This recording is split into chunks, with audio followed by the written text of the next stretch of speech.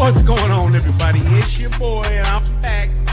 Yes, indeed. I'm Brian Redmond, and this is the Relationship Rehab. And on tonight, yes, as they say in the church, on tonight, we have a really good show for you.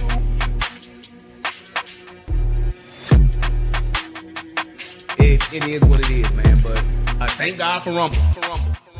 That's all I can say, man. And if you have not, please go subscribe to my Rumble, because this here ain't promised. And also, subscribe to the Guru and the Whore over on Rumble too. Tommy and I about to start doing our show again. Yeah. When are we as black folks? Everybody talk about when black community gonna ever come together. When black folks gonna ever get it right. Will black folks ever be able to overcome? Oh, he been saying that shit for 40 years since I've been around. I think it needs to be a little bit more basic than that.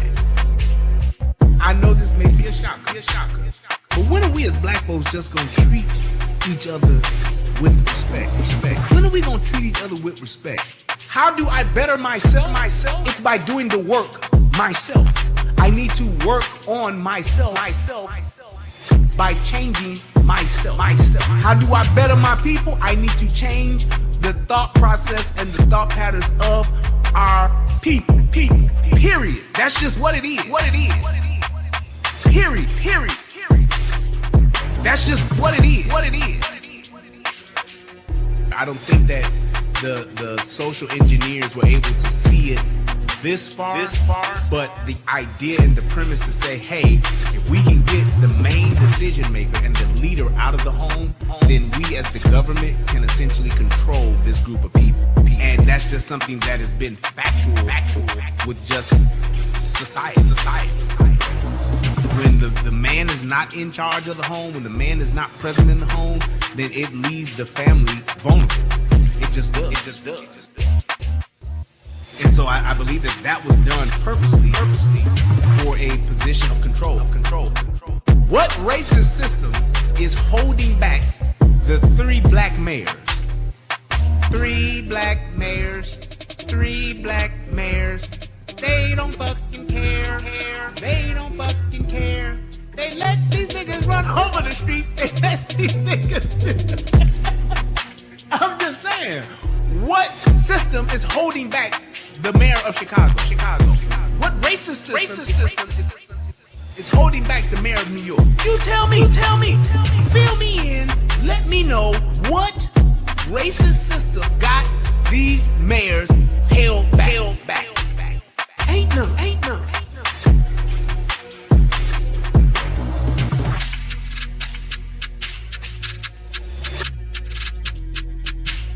And let me end wrap up with this, and I'm going to throw my cigar.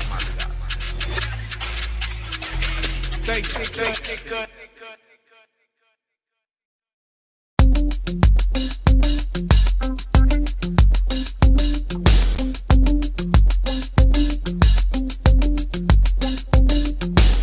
We keep the party jumping all night long until we into the early morn. We don't stop and we don't quit, cause we drop hits and it's dope shit. There's a party at the Wild Wild Club tonight, and the party ain't over till the morning light. We them ballers from the 1, 2, 3, rolling VIP. We bought the bar, so we drinking M-R-E-E. I brought a brand new 6, and you haters despise, cause when the wheels stop the spinning, grown hypnotized. Teeth chatter from the ice on my neck and wrist, and you can dance if you want it or just bounce. I be rolling down the street, smoking hydro, sipping on gin and juice, baby. I be rolling down the street, smoking hydro, sipping on gin and juice, baby. That's the Hennessy into me. I roll weed, how I'm finna be, cause that's me. Banking for a century, with my G's pouring liquor for the memories. Feeling free, where them thugs in the clubs now. We getting high, drunk till we lazy eye. No lie, we them Bentleys that roll by. That's right, we them cats got them hoes like all night. We the baddest and we know this. A bunch of thug motherfuckers taking no shit. Y'all Mars can't hang with the Wild Wild, and got the nerve to try to perpetrate with our style. So we them players riding out in them 6-4s, rimmed up, hitting switches, fucking thick hoes, smoking blunts all night, getting our rocks off. Pissy drunk in the streets till the cops off. See, we untouchable while y'all get the wax hit. It's VIP anywhere that the max hit. So y'all cats better recognize who I be. A thugged out young millionaire from the streets and no I be rolling down the street, smoking hydro, sipping on gin and juice, gin and juice, gin and juice, baby. I be rolling down the street, smoking hydro, sipping on gin and juice, gin and juice, gin and juice, baby. I'm from the crew that can't be stopped. Jump in my ride like my car, baby, drop your top. I ain't even on that bullshit. I'm in the full clips. I'm about to stack chips, fuck dips, rock hips. As I ride off the scene on dubs, blow hate and blow me. On my way to the club, I know this beat is hot to death, so I'ma thank Mac Love. We left them corners long ago, but we still rap for the thugs. And I'm like ecstasy when you're next to me. Wild Wild is the only niggas close to me, the only ones that done show me love. I don't think y'all wanna fuck with us. I be rolling down the street, smoking hydro, sipping on gin and juice, gin and juice, gin and juice, baby. I be rolling down the street, smoking hydro, sipping on gin and juice, gin and juice, gin and juice, baby. Y'all niggas can't fuck with me, no, no, no, you niggas can't fuck with me, no. Y'all niggas can't fuck with me, no, no, no, no, no, no. Y'all niggas can't fuck with me, no, no, no, you niggas can't fuck with me, no. Y'all niggas can't fuck with me, no, no, no, no, no. Y'all niggas can't fuck with me, no, no, no, you niggas can't fuck with me, no. Y'all niggas can't fuck with me, no, no, no, no, no. Y'all niggas can't fuck with me, no, no, no, you niggas can't fuck with me, no. Y'all niggas can't fuck with me, no, no, no, no, no.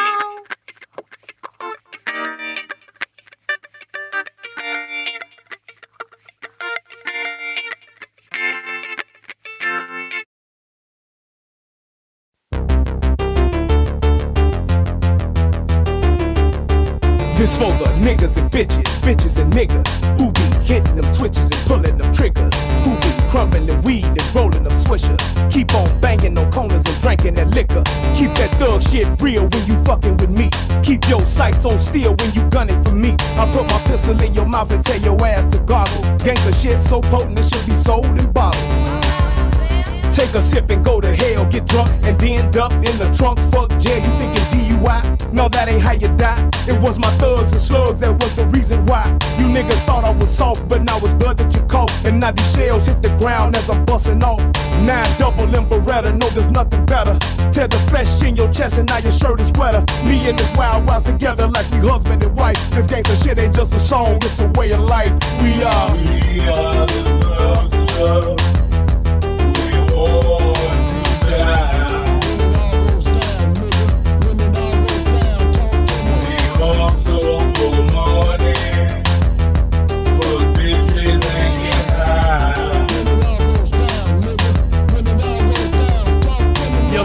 Bloodshed, pussy niggas is dead.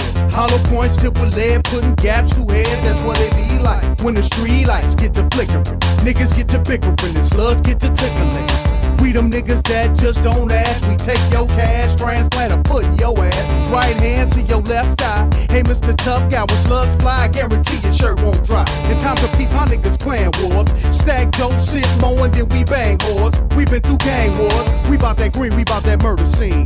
Pull a tool that's sure to leave your shoulders clean. Cause when it all goes down, I got that heat. You was slow on the drawing, now you burn me. Because we are the thugs.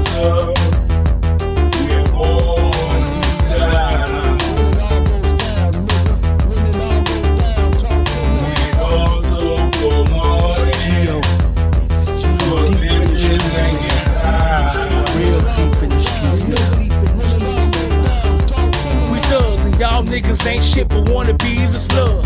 But not for my fucking enemies, it's blood. For my niggas, I was shorty bleed my blood. For my niggas, I was shorty bleed. It's Gio, the same nigga that was ready for war, ready for fame and everything it had in store. And I ain't changed, I'm still on the block with my dog. Smoking weed, busting shells, leaving the block for the fall. For my niggas who didn't get to see me achieve. Some died over beef and some died over greed. I'm smoking weed, I'm trying to get rid of the pain. Lord, please bless me to continue my thing. I'm from the streets, and it's been a hard knock life. I'm in it deep, and that's why I don't think nice. I don't sleep, and that's why I don't like lights. I hold heat, and that's why you won't blink twice. We are the culture. We're born to die. We also for money, for bitches and get high. What y'all wanna bang with me, bust them things with me? You little bitch ass niggas can't hang with me.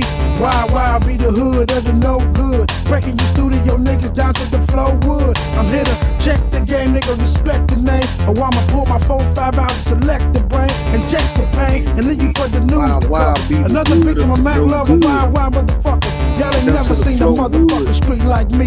Ballin' from the Midwest, bringing heat like me. So niggas make way, cause I'ma bring it to you hard. No mercy on your mark. So bow down to my facade and feel the pressure. A real thug from the streets, we do what we wanna do. Nigga, fuck the police, I'm the mouth of madness. Bringing the pain and the sadness, I be the baddest. Smoking niggas to the ashes, Alpha and Omega. Spitting raw from Thug Data. Dark as Darth Vader with the strength of the creator.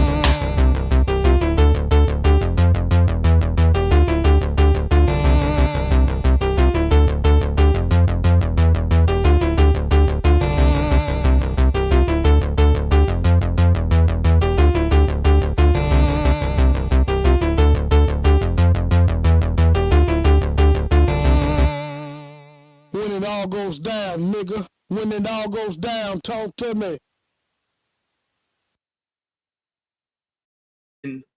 There we go. What's going on, everybody? It's your boy Brian Redmond, and I'm ready to get started. So I'm gonna cut that intro, and we're gonna get right into the show. I hope you guys are having a good night. It is Friday. It's Friday, and I'm ready to swing. That's that Aaliyah. See that the black boy, we said Aaliyah, but that Aaliyah. Oh, it's all right. Yeah, buddy. Free R. Kelly, shit. While I'm at it, might as well, you know. Let me make sure my video is good. It looks good. Audio's all right too. I take it y'all can hear me, right? What the guan? What a guan? Yeah, what do you know about that? Irie, man. Everything's all right, man. Here in Jamaica, we don't have problems. We only have situations. Yes. What's going on? My man Calvin Dickerson in the building. Yes, indeed. Simply Deep is in the building. Filler Gang B is in the building. Let me get some shout outs. I see y'all. Okay, my man Billy Goat, Raphael, Tyler. We going back here. Yeah, I see y'all. Make sure y'all click that like button, man. Since especially since YouTube's done fixed the algorithm, man, and your boy can start getting some traction once again. After all that discrimination. Kazama, what's up, man? What's happening? It's good to see y'all, man. It's good to see y'all. Yeah, we're gonna have ourselves a good old time tonight, man. I have been wanting to do this show for quite some time now. It's been definitely a few days since last weekend. I've been wanting to do it, and I wanted to make sure I did it right and wanted to make sure I had the time to do it, which is what tonight is all about. Yes, tonight is the night. Tonight is the night. All right, so I am really feeling good tonight. I even took me a cat nap earlier today. My wife watched me sleep on the couch for about maybe, I don't know, about an hour. Just downstairs doing my thing. You know what? Sometimes it's all right just to be in the same room with somebody. You ain't got to be arguing or talking or fighting or nothing. You can just be in the same room tonight on some nights. Just, I thank God for being able to just be in the same room. Hallelujah. But just being able to just be in the room is a good thing, and I don't take it for granted. So, but I will say that when we just talk about, and just to go ahead and get on into the show, and as I'm doing this, if anybody wants to come up, I can definitely open up the line. Like I said, I ain't got nothing to do tonight, so if y'all want to do that, we can. Other than that, I'm gonna do my thing, and I can get on up out of here and get back to my life. Had to make sure that my dishes is getting washed in the kitchen. For some reason, my child thought that she was going to just go to bed, but that's a whole nother thing to talk about. This, but yeah, so just making sure that you guys are definitely I'm definitely trying to drive the numbers up. The numbers are starting to improve more than what they've been like since they took the shadow ban off. So I really appreciate you guys. If y'all can put that that like button in there for me, share it, whatever the case may be, I appreciate it. So let's talk about Juneteenth just a little bit. So we're talking about Juneteenth. That is the day that the slaves were told they were free. Yes, because they had been free, but didn't nobody send an email. Didn't nobody send no mass, wasn't no group chat. Didn't nobody say nothing on Instagram once the slaves got free. Didn't nobody put it on Facebook. They didn't put it on Instagram. They didn't put it on Twitter. Abraham Lincoln didn't tweet out that you niggas is free and y'all can go and live amongst the world. So what they did was there was people riding around on horseback, and they were riding around telling people that they was telling niggas they was free. Other people was free already. They had to tell niggas specifically was free. I can remember my grandmother. Yep, I just thought about this. My grandmother, God rest her soul, Mattie Lou Clay, she said, and I quote, I can remember as a little girl, a white man, white man, riding up on a horse and telling my her mother and them at the time that they was free. Or was it my grandmother? I think this is what it was. My great grandmother. Because it was my wait, I don't know. It may have been it was either my grandmother told that story or my grandmother told me that her mother told her that story. So they freed niggas in what? 1978? When did no, I'm just kidding. What was it? 18? Was it 18? Let's see. Hold on, because I don't want to be wrong, because I know somebody in the chat gonna be like, he was wrong. You said what you said about Juneteenth was wrong, man. But she said, I think that's what she said. Let me just double check, because I can look at the time and see from there what that time frame was. Because yeah, Juneteenth. Let's see. When was blacks freed? I think it's 1865. I think that's what it is. So 1860, something like that. Freed from slavery. That was 1865. I was right. Ha! Yeah. All right. So it's 1865. So yes. So that would have been so that would have had to have been my great grandmother. Because 1865, my grandmama wasn't born then. So it had to have been my great grandmother. So yes, so just to make sure I ain't I'm facking and I ain't cracking. Yes. 13th Amendment that was about slavery. So yeah. And so Juneteenth is when Freedom's Eve, right? January 1865, and June 19th, 1865 by the Union Galveston Bay, right? From yeah, there we go. All right, so they was doing that shit everywhere, but here in Texas, they ain't tell niggas. ain't send no emails out or nothing. But that's what that was. But she said that she can clearly remember when my great grandmother said that she remembered when they came and told her that she was free as a little girl. But yeah, anyway. So with Juneteenth being as a historical, moment in Black folks' lives, and then for it to be made a national holiday, which niggas actually didn't ask for, but hey, Joe Biden, old massa Joe Biden, saw fit to bless us niggas with a national holiday, Juneteenth. And I think that came about in 2020 is when he did it, I believe. Yeah, 2020, 2018, something like that. But anyway, made it a national holiday. Now, with that being said, you would think that most Black folks, especially just now getting a national holiday, that is definitely something relative to pivotal to our existence here in America, as we are approaching our 250th year of being in existence. Shout out to America. With that being said, you would think we would have some real reverence for that holiday, and being able to acknowledge that holiday, and being civilized Black folks, we would be able to really, really, really just enjoy and celebrate with pride, integrity, and just good character. Well, no, we didn't do that.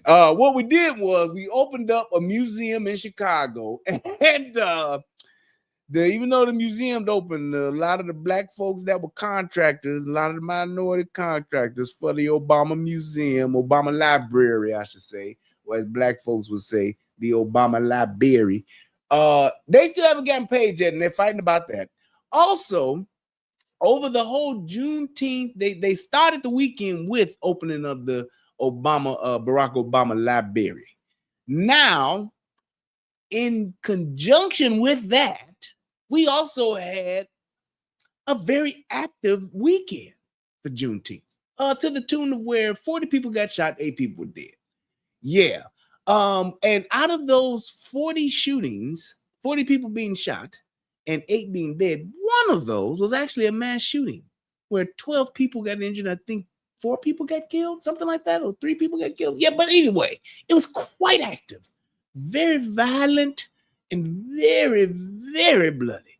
So yes.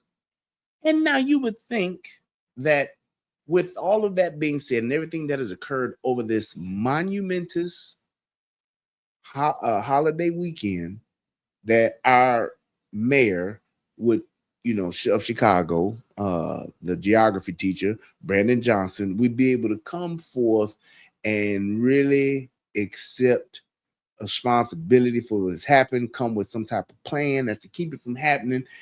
No, he didn't do that neither. What he did was he found a way to make it Donald Trump's fault. And I don't understand. I've watched this video a few times, and I still don't understand how he did the weave and brought Trump into this weekend and how he's responsible for this going on. They just said, shout out to B New. Thank you, brother. Appreciate it. He said, dang, I'm trying to finish the Tuesday straight. Hey, man, I'm back, baby. I'm back out here now, Doc. I'm gonna start doing the show, man. Mondays. Definitely be doing the panel show on Tuesdays with Tommy. And then I'm definitely gonna try to do something on Fridays and maybe even Saturdays. So I'm at least try to do 2 a week, Doc. So yeah, man. So you're gonna have plenty of content, good sir. But getting back to what and thanks for the super chat, bro. I appreciate you. But getting back to just what he figured out a way to do that. They also said there was a cross burning. Hear this. There was a cross burning at a park somewhere in the state of Illinois. And J.B. Pritzker found a way to tie this back to Trump and say this is Trump's fault too. I am so tired of these politicians, these Democrat liberal politicians, finding everything that is wrong in this country, anything that goes wrong in this country, anything that they are asked about in this country, they are finding a way to make it Donald Trump's fault or to bring up Donald Trump. Now, I am not saying that should nobody talk about Donald Trump, because I know a lot of you niggas gonna love to say this. He always defending you. He always said, no. I got my things that I don't like about Donald Trump neither.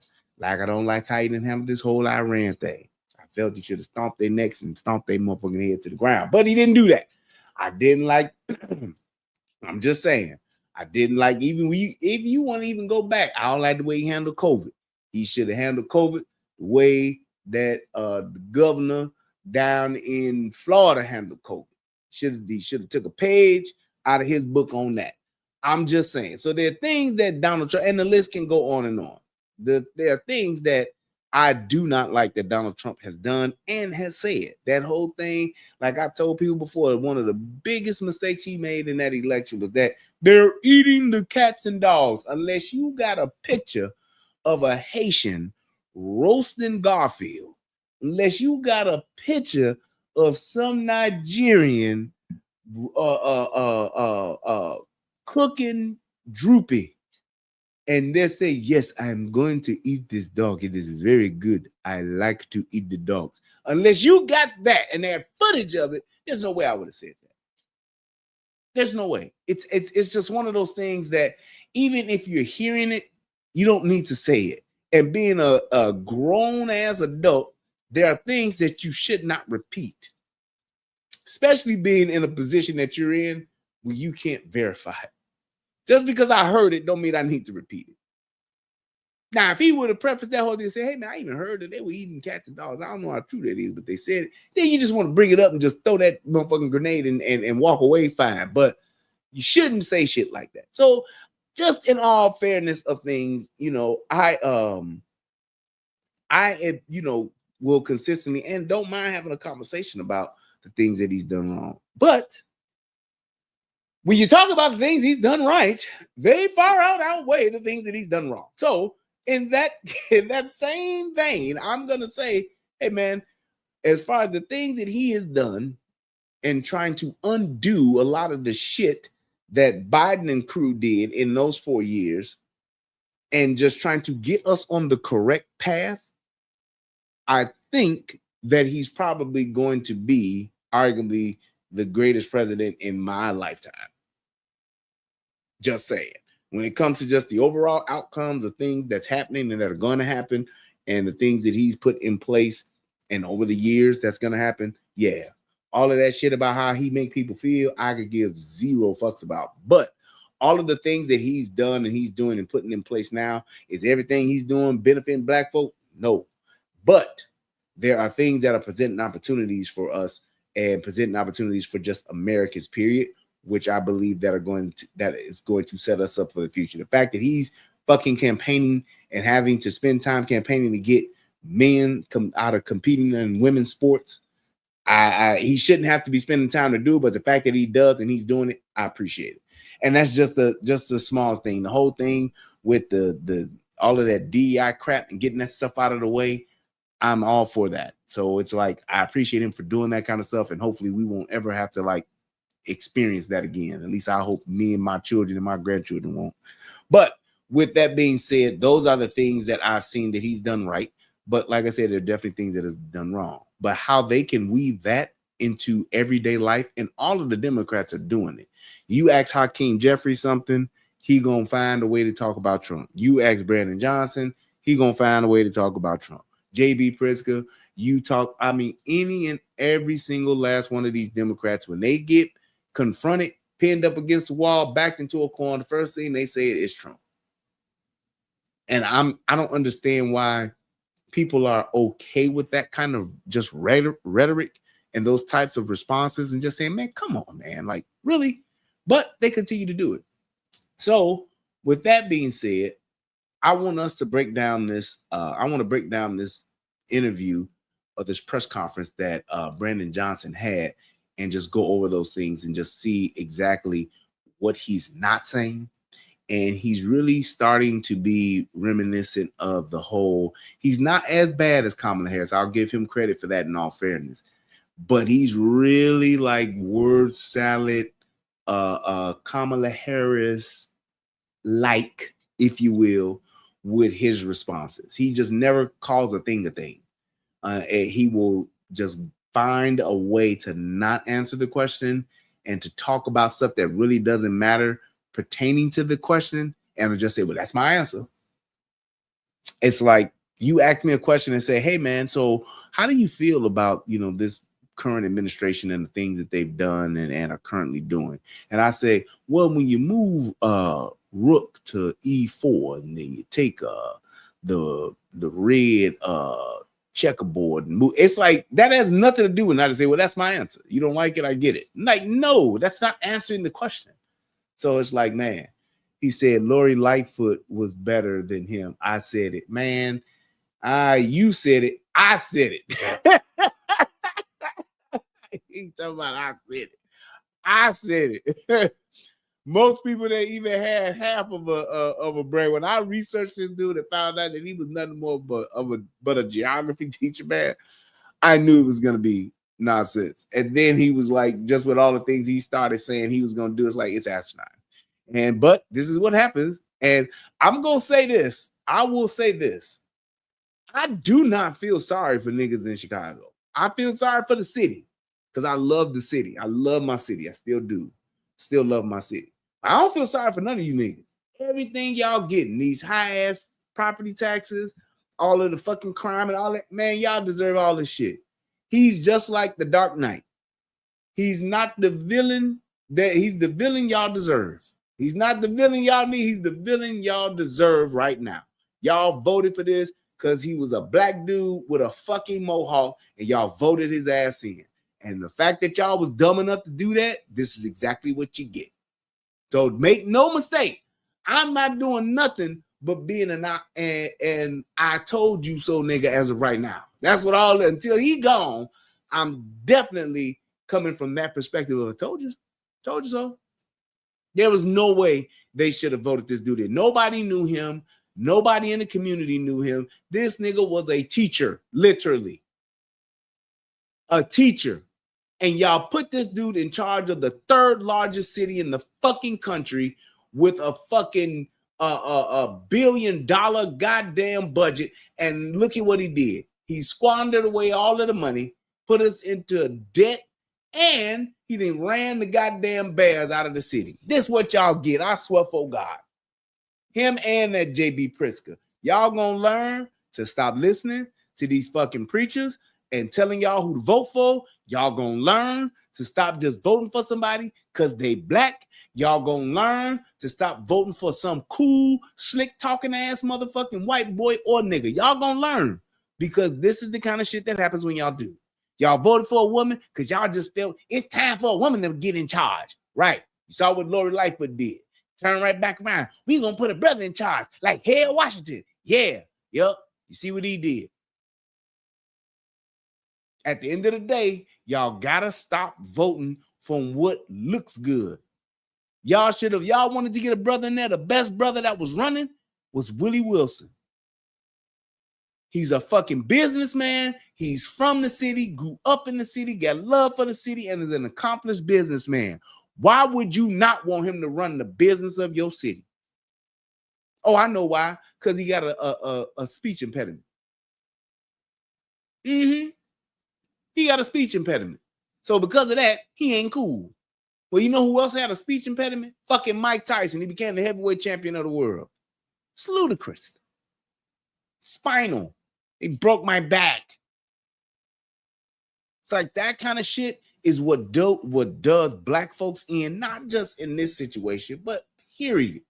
Y'all don't want to research. Y'all don't want to look nothing up. Y'all don't want to actually look at the facts. Y'all want to go on y'all feelings, what looks cool, and that's it, to your own detriment. And if y'all keep fucking around, y'all motherfuckers gonna be there and Chicago gonna be broke and it's gonna be like fucking Gary, Indiana. Keep on. Keep on. Y'all keep on. Y'all gonna be the same motherfucking way. Whatever happened to Gary? What happened to Chicago Heights? What happened to Riverdale? What happened to Harvey? Niggas, that's what happened. Y'all vote these niggas in, and these niggas don't do nothing but enrich themselves and take advantage of y'all. This motherfucker just had a weekend where there were 40 people shot, 8 people dead, and this motherfucker here by himself has 150 of Chicago's finest police officers watching his ass. Meanwhile, y'all niggas is dying and getting shot in the streets. And y'all okay with that? 150 motherfucking police officers. Mind you, the police department, I believe, it has a 2,000 officer deficit from what their minimal requirement should be, operating procedures where they should be at, minimum. They 2,000 officers below that. Same motherfucker talking about we gonna defund the police and all that. Yep, he defunded the police. Y'all doing all this. Meanwhile, he got 150 police around him talking about they don't need the police. The police are we don't need them. Well, why do you need them? You would think he would be showing you leading by example, right? Nope. Rules for thee and not for me. That's the whole Democratic thing. They'll tell y'all what the fuck y'all should be doing. They'll tell y'all what they want you to do and all that shit. Meanwhile, they doing what the fuck they want to do while they hold you to some shit that they won't even hold themselves to. Insane. But that's their playbook. And I'm not even tripping on them so much because it's been their playbook. And y'all keep going along with it. Because y'all worried about Trump and he racist. Yeah, okay. Yeah, all right. Let's go ahead and let's bring this dude. Let's go ahead and talk about this and get this going. Unbelievable. All right, here we go. And community during Juneteenth, it was disrupted by heartbreaking acts of gun violence. Heartbreaking. My thoughts and prayers remain with the victims, their loved ones, and all those who have been impacted by violence. I'm grateful to the Chicago Police Department, our firefighters, emergency medical personnel, OEMC, hospital staff, CVI workers, and all of the first responders who worked swiftly to protect. Hey, y'all let me know if y'all can hear this okay too. Affected. To support our communities, an emergency assistance center led by CPD will open tomorrow evening in Washington Heights, offering resources and services to victims, survivors, witnesses, family members, and of course, community members impacted by the recent violence. Community violence intervention workers remain on the ground providing support. What the fuck is that? Community violence intervention workers. What are these people doing? My man Calvin said, did a white person for Johnson, or did the white people for Johnson, you think, more than black people, or vote for Johnson? I think that's what you're trying to say. More than black people? Probably, but the fact of the matter is, it's so many black folks in Chicago that they could literally swing that vote one way or the other.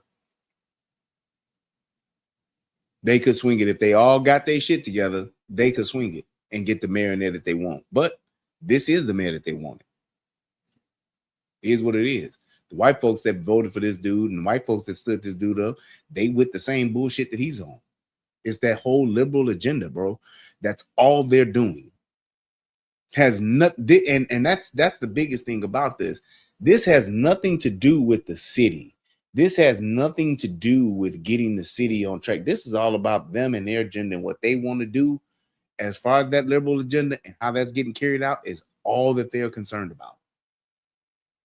They're not trying to say, hey, we got to fix this, or hey, we want to do this. They're just talking that same, this is community policing and we're going to abolish the police and defund. Like, they more concerned about getting these illegal aliens that then came over here through Joe Biden and Kamala Harris's administration. They more concerned about getting them to have licenses and ID so that they can continue to support that agenda. That's what they're more concerned about than anything else. That's just what that is. And the city's crisis assistance response and engagement program, or CARE, remains available to residents in need of mental health and trauma-informed services. Residents can also call 211 to be connected to additional support and resources. And even in moments of tragedy, we are reminded of the strength of our communities and the importance of showing up for one another. But we also... I'm going to answer this because it's a good question. Laurice Wagner says, do you think white people consider any color as a vote? Do I think they consider any color as a vote? I'm not sure what that means. Or are you saying, do they consider color when they vote? I'd like for you to make sure I got this right. But if that's what I think you're saying, I think everybody considers color. That whole nonsense and bullshit, I don't see color, bullshit. I think that everybody sees color. However, I think that when it comes to who white folks vote for, I think they do one thing that we don't do. They don't vote their interests. We don't vote our interests. Because you can't tell me that somebody you don't know jack shit about is in your interest. Why would you vote for someone that you don't know anything about when you have another candidate that is a businessman that you do know about? Because everybody in Chicago know who the fuck Willie Wilson is. Especially niggas. They know more about Willie Wilson than they did about fucking Brandon Johnson. So why am I going to vote for some fucking black dude that's a teacher, a geography teacher at that? He's not a fucking, he's not even a fucking mathematician or no shit like that. He's not a fucking physics teacher. He's not even on the higher end of higher learning. I would give him more credit if that, because I would say at least this motherfucker know numbers. No, he's a fucking geography teacher. And they voted for him because that in no shape, form, or fashion qualifies him at all. He was a geography teacher and he fucked around with the unions and all that shit. So it's not necessarily about color, and I think people do see color, but it's about what is this person doing and who else is available. Vote for the best candidate that serves your interests is all I'm saying. Because I think white folks do that. Also know that our work cannot end once the headlines fade.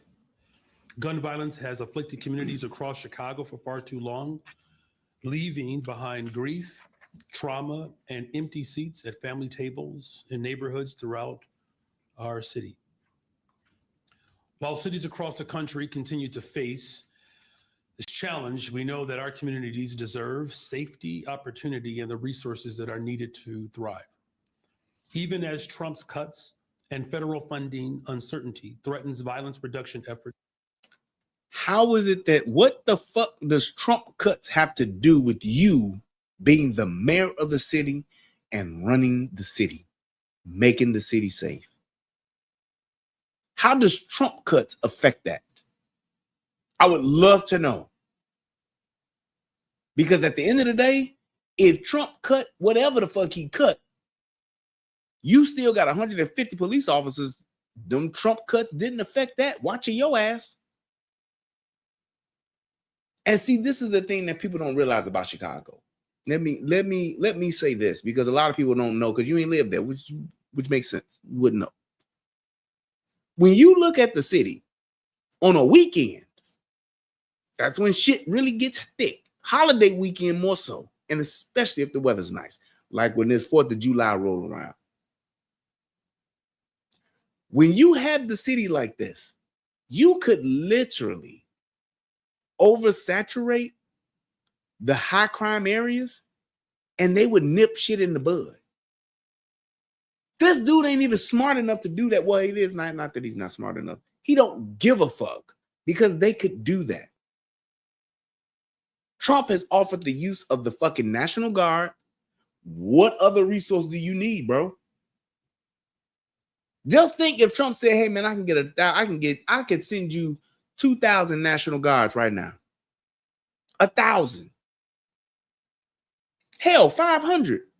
Imagine if you could put 100 National Guard in every hot zone, high crime area in your city for a holiday weekend. Wouldn't shit happen? But he don't give a fuck about that. So that's why he's doing what he's doing. He won't even take the help. Not the fact that the people are going to benefit. He's not concerned about that.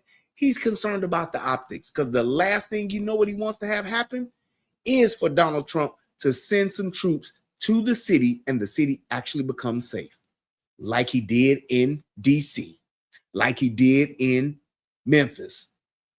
He don't want to do that because he knows then it's going to prove him right, and he's going to be the one that looks like the asshole, because it's been going on for years. And I'm going to charge the same fact that he tried to do it back in 2016. He tried to do,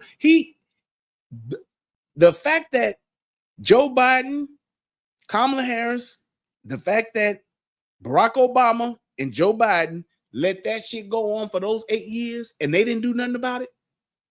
It took Donald Trump to offer y'all help. Why? Why would it take him to offer y'all some help? I'm sorry, that's not 8 years, that's 12. 2 terms with Obama and 1 term with Biden. And Biden was the president for all 12 of them years, was the vice president. So he was in the administration all 12. Why wouldn't you do that? You know why? Because this is not about politics per se. Well, it's a lot of moving parts to getting that done. No, it's not about that. It's about optics. I'll be damned if I let this white man show me up. That's what it's about. I'll be damned if I let this white man get some shine. And y'all know I've been talking about this shit well over 10 years. I've been talking about this well over 10 years. These mass shootings, these high crime, 80 people shot over the weekend. I've covered all them shits.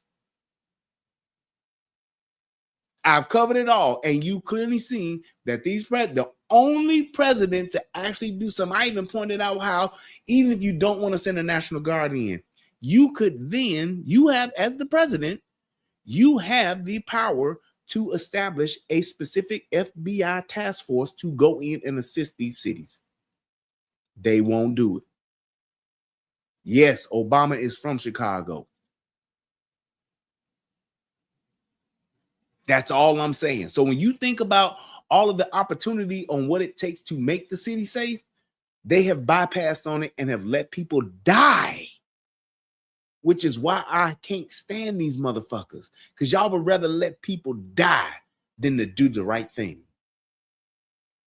Eat a little crow and go ahead and do what's best for the people. And you know why? Because you don't really love the city. You just love yourself. While your wife's spending $70,000 on desk, that's what you're concerned about, as opposed to the safety of the people that look like me and you that are dying every day, every weekend, every holiday weekend, getting shot. But you making this bullshit ass speech, the empty tables at the empty dinner tables and the empty seats in the community and the churches are bullshit. You don't give a fuck. He's literally just reading this. And to me, it's almost as if he's kind of like almost like a sociopath, because he really don't give a fuck. And he's reading this as if he's sympathetic and he really doesn't give a shit. I would not be able to sleep at night as a man, knowing that there are people in my city that voted for me to keep them safe and to run the city. I could not sleep at night knowing that I got 150 of Chicago's finest police officers watching my ass while people in the streets are fucking dying at night. I couldn't do it. There's no way my conscience and who I am as a person, as a man, black man, human being, Christian, whatever you want to call it, there's no way I could live with that. And the fact that he can lets me know what type of person this motherfucker really is. He's at a whole nother level of selfishness, a whole different level of self-centeredness that people just don't want to acknowledge. This is fucking horrendous. Nationwide, my administration continues to strengthen investments in violence reduction, youth opportunities, and community-based interventions that ultimately make neighborhoods safer. Hey, Tonia, if DC ain't safe, because I have not been there, it's better than what it was. All that it was getting there is better than what it was. That's all I'm saying. So if you live there and you get more insight on it than I do, great. But I don't see all these motherfuckers that were all the shit that was going on there before. I don't hear it to that magnitude like it is now. So you got to credit the man with something. That it was getting there already. Yeah, okay. It wasn't there already. I'm sitting here and I put a fan in, and you got a fan in your living room, and you talking about, yeah, it is getting a little cooler, and I come and bring a motherfucking AC and cut that AC on. Say what you want. Fan could have been helping, but it ain't the AC. Just saying. Part of our efforts also include supporting the call for a permanent department dedicated to gun violence reduction, ensuring these efforts remain coordinated, accountable, and sustained for the long term.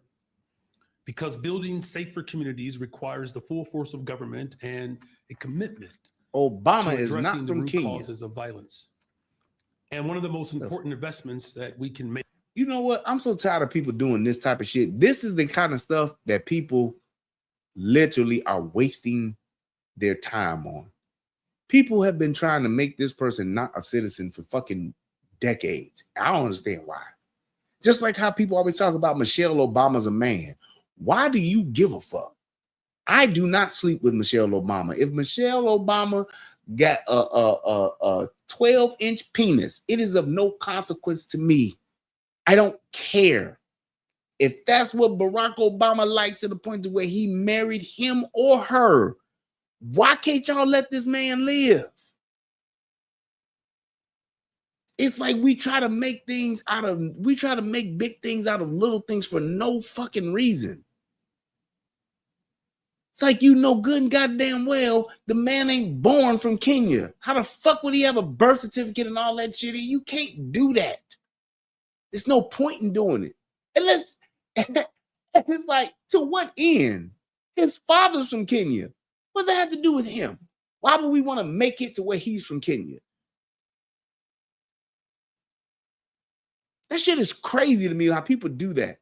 Leave this man nationality alone. He's a fucking American. More so than most people, I would even go that far to say. The man went to fucking Harvard and became a fucking constitution lawyer. Like, what are y'all talking about, man? Shit is crazy. And leave that man's wife alone. If Michelle was a man, if Michelle is a man, if Michelle was a woman, and Michelle is a woman, I don't give two shits. It don't matter to me. Where Obama places his penis is of no consequence to me. I don't care who that man is sleeping with. It's like people try to make a thing out of that. Like, if she is a man, why do y'all care? She's presenting as a woman and has carried herself as a woman all this time. If the kids are fake and they was by somebody else, why do you care? What that man's family life is like has no impact on my life. That shit is wild as hell that people go into that and try to drive down that street and be like, yeah, they were doing this, they were doing that, they were doing this. Just like Candace Owens talking about that white woman that was a man. It's like, okay, what difference does it make? What is that man or that woman, what does their gender and who they're sleeping with, what does that have to do with you or us? It has nothing to do with them. That's why I don't have a problem with gay people. The only problem I have with gay people or trans people is when you try to make me get on y'all program. I don't care. You can walk around in a dress. You can walk around with whatever, as long as you ain't fucking with no kids or influencing no kids. And that's what you want to do, by all means. Have at it, my man, my woman, whatever. Have at it. I wish that we as a world, as a country, could get to that place. Hey, man, what you do in the bedroom don't have shit to do with how I got to address you. Who you sleep with should have nothing to do with how I speak and the words that I choose to use. The fact that you are dressing like a woman don't mean that I'm going to call you a woman. A ma'am, madam, miss, ms. No. And you shouldn't care either. Being that ma'am, man, or miss, or mister. Is what it is. Let's get back to it though. Is in our young people. Right now, more than 25,000 young people have started summer jobs through the Chicago Youth Works program. When we invest in our youth, we invest in safer communities, stronger neighborhoods, and a brighter future for Chicago. And that is why I also want to recognize that this week, Chicago Workers' Rights Week, we're celebrating it. We're celebrating the hardworking people who keep our city moving forward, and they do it every single day. Whether you're working an overnight shift, serving customers, preparing meals, stocking shelves, or delivering goods across our city, Workers Week. Your work matters. Every day, Chicagoans show up for one another. And through our work, and through your work, you help feed families, support neighbors, and you keep our communities running. You create opportunities for future generations. And that is the power of working people. And that is why we are proud to celebrate Chicago Workers' Rights Week.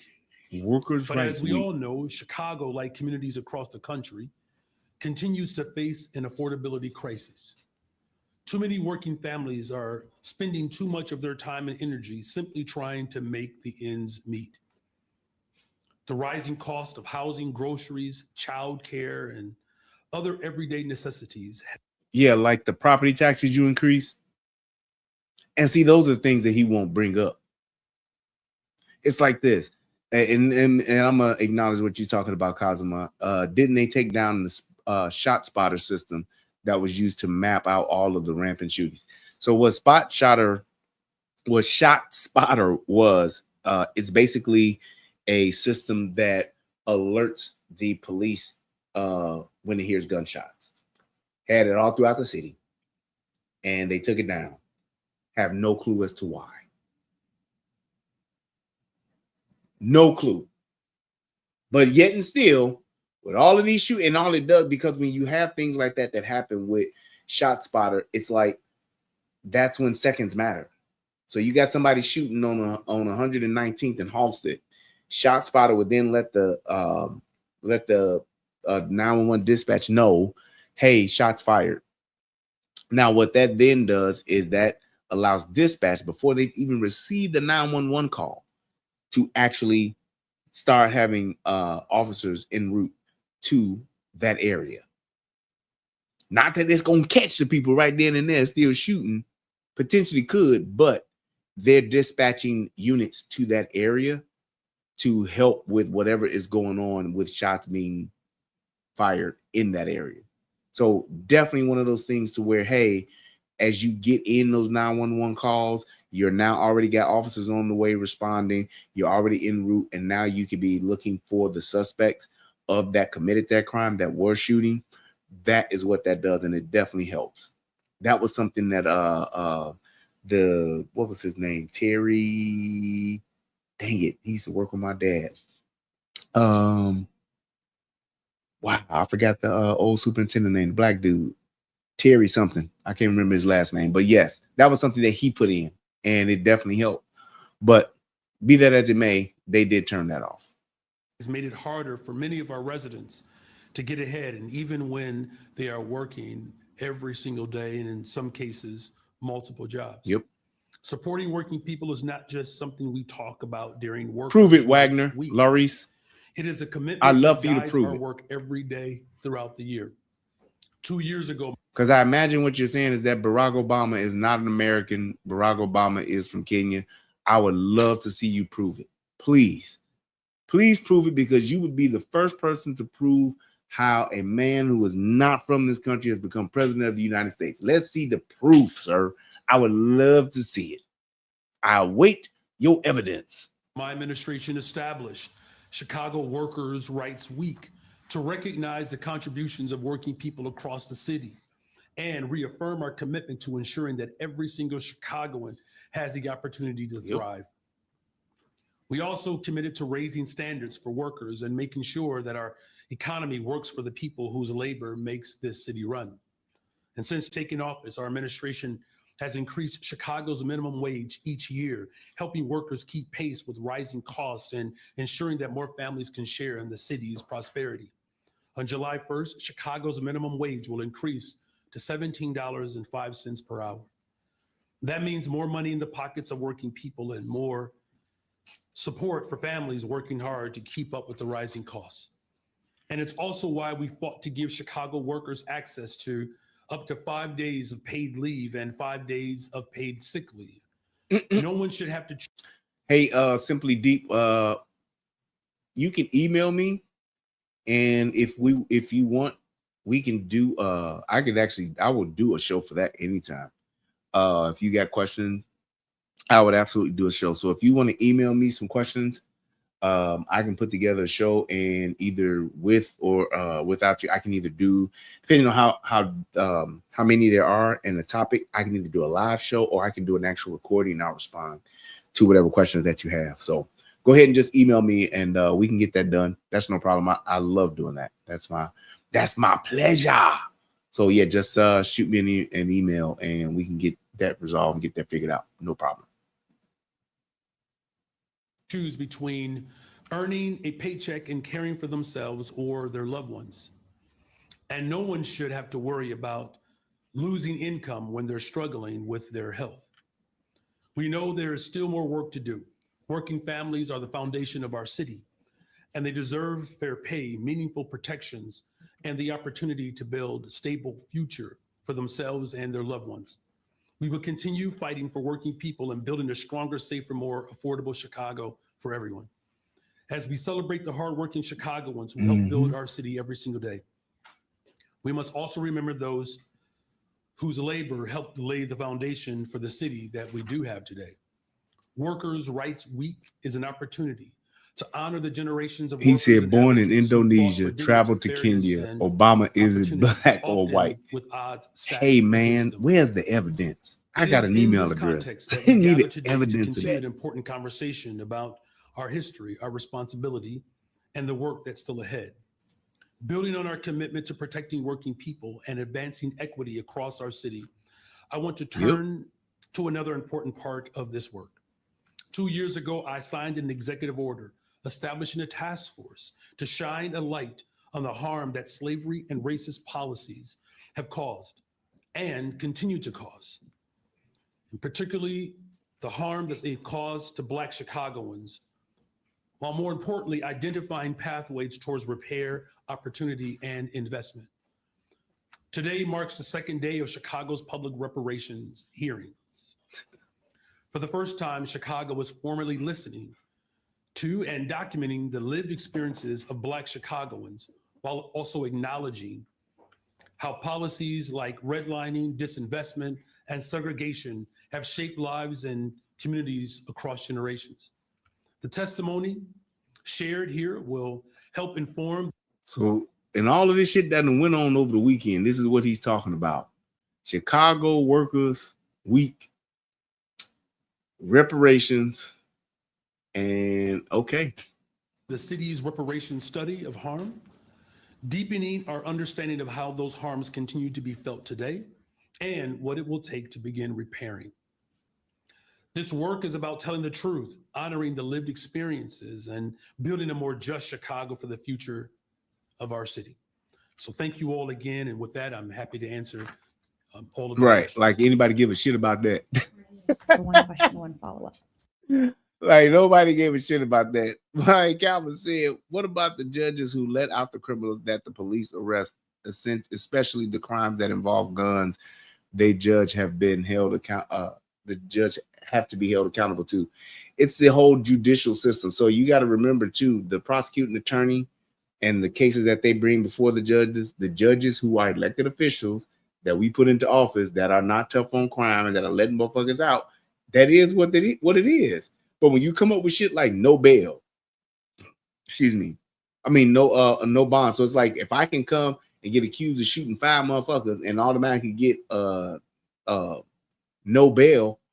Hey man, not no bail, but there is no bond to where I'm getting held in court and I ain't got to post bond for it. Hey man, what else you want me to do? They putting them back out, giving them slaps on the wrist and letting them go back out to commit more crime. That's just what the name of the game is. And yes, they do need to be held accountable. But prosecuting attorney, they play a huge part in that too. Definitely. Because they determine who gets prosecuted and who doesn't. And there are plenty of cases that we don't know about that literally where charges get dropped because the prosecuting attorney just ain't going to prosecute those crimes. Not going to prosecute, let them motherfucker go. So it is what it is. You claim his roots until they are brought up. I understand that what you're saying, but all you saying is talking. Just as much as you're saying he isn't a citizen, I'm saying that he is, and I got more proof on my side because he was the president. He was a senator. Like, what else do you want me to do? I don't have any evidence that says that he's not a citizen. So why would I then turn around and say that he's not? That's the only question I'm posing to you. Because everything that you telling me is hearsay. Some shit you done heard from another motherfucker. You don't have the evidence. Do you realize that out of all of this time that he has been in the spotlight of politics, if there was even this much of a chance of him not being a citizen, that somebody who don't like him, fuck all the people that's just gonna follow the rules, but the people that don't like him would have brought that shit to light, would have spent the money, private investigator, whatever it costs to prove that point of him not being a citizen. That would have kept him from being a senator. It would have also kept him from running for president. You do realize that, right? So what you saying is just what you done heard from somebody else. You don't have the evidence. And there's more evidence that says that he is a citizen of the United States than he isn't. That's all I'm saying. And if you can't prove it one way or the other, all I'm saying is, what's the point? What would be the point to this? Those are the things that I don't like that conservatives, Republicans get into and go down these rabbit holes for no reason, because there is no point to it. None whatsoever. But y'all still want to talk about and harp on this stuff. And I don't understand why that is. It is literally a moot point. There is nothing that can occur from this because you don't have any fucking proof. You're just talking. That shit is crazy as hell to me. Like, why would you obsess over something like that or make those statements and say that somebody isn't something that you can't prove? Hell, at least Candace Owens was able to provide substantial evidence with the motherfucker she was talking about, with that Marcone chick. She was at least able to provide a lot of damning evidence to say that that dude was a dude. But it's like we keep saying the same thing and we don't have no evidence. We just keep saying, like, yeah, this person is that. Well, can you prove it? Well, if you look up, can you prove it? I don't want to read what some other blogger done wrote. I don't want to read what somebody else. Do you have evidence to prove what it is you're saying? Well, no, then let's move on. That's all I'm saying. This way. Thanks.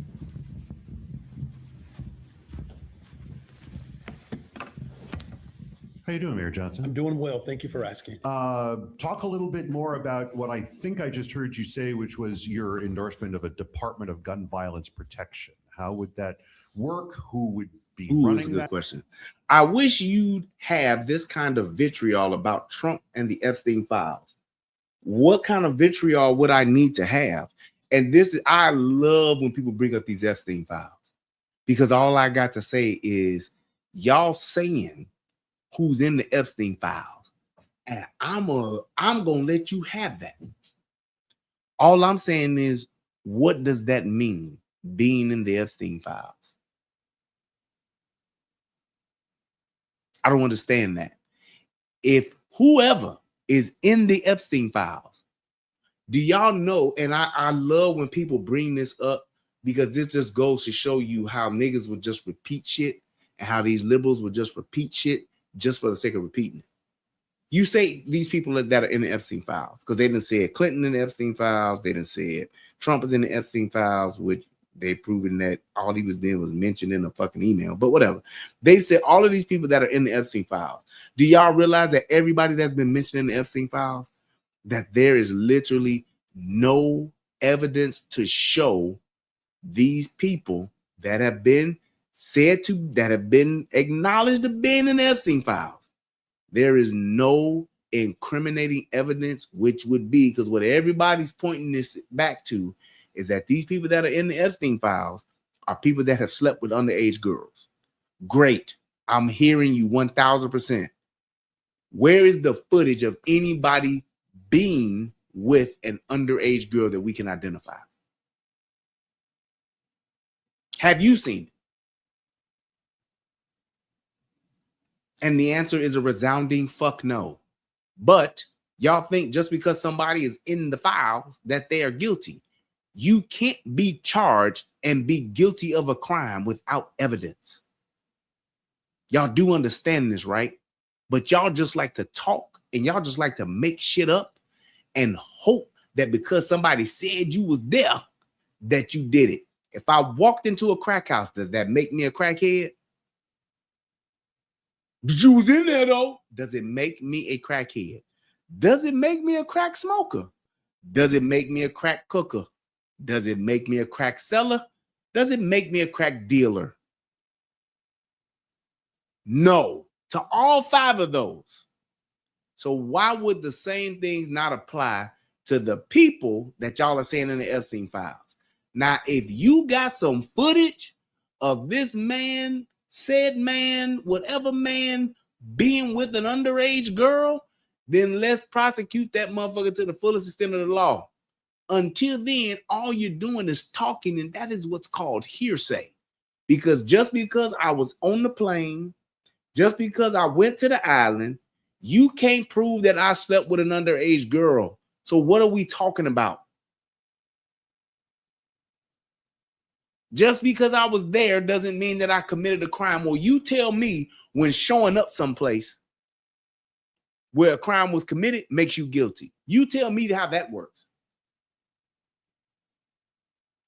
And we talk about niggas who love to swear by. Yeah, but they ain't got the evidence to say that, though.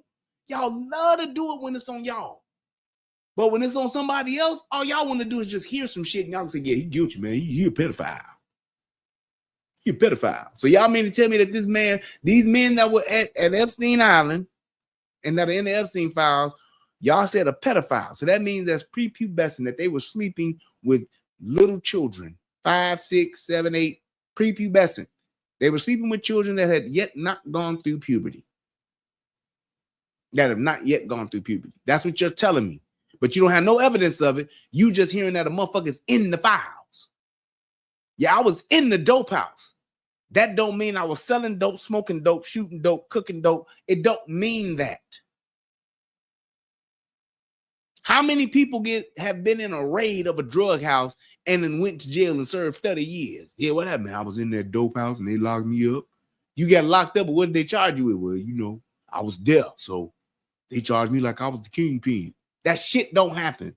But y'all saying it here. Why? I have no clue. Just saying.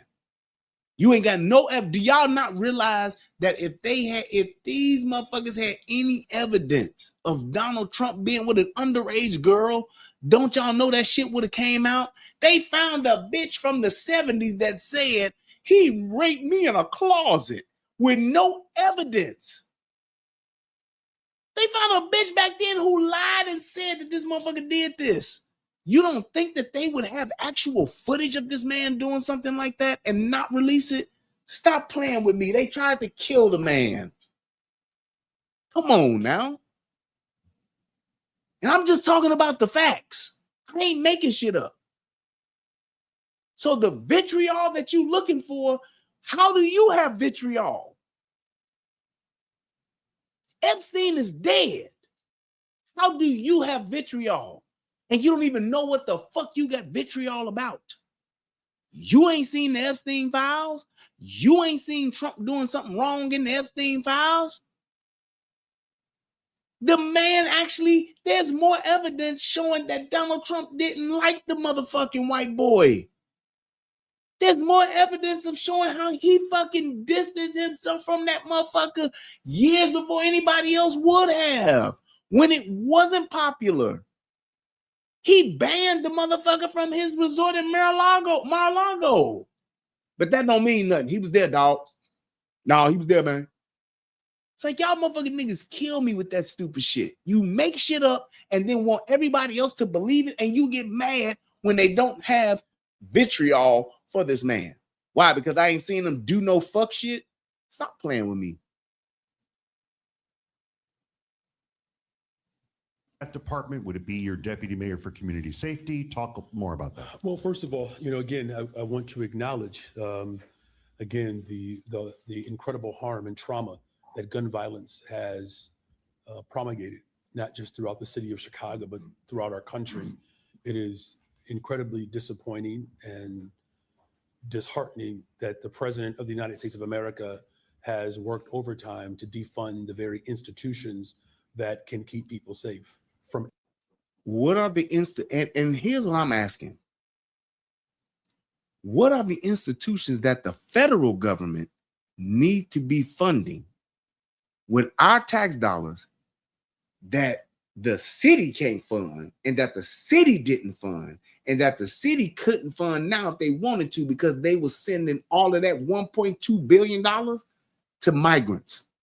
Why would you take the money that you could use to fund all of the programs to keep the city safe and then put that towards migrants, but let the funding that was for the people to keep people safe go unfunded, and then the people get killed and people die, and you got migrants that you're taking care of better than the citizens that live there?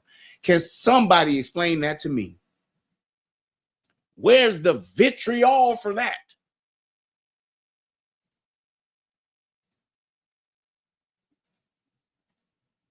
Just saying.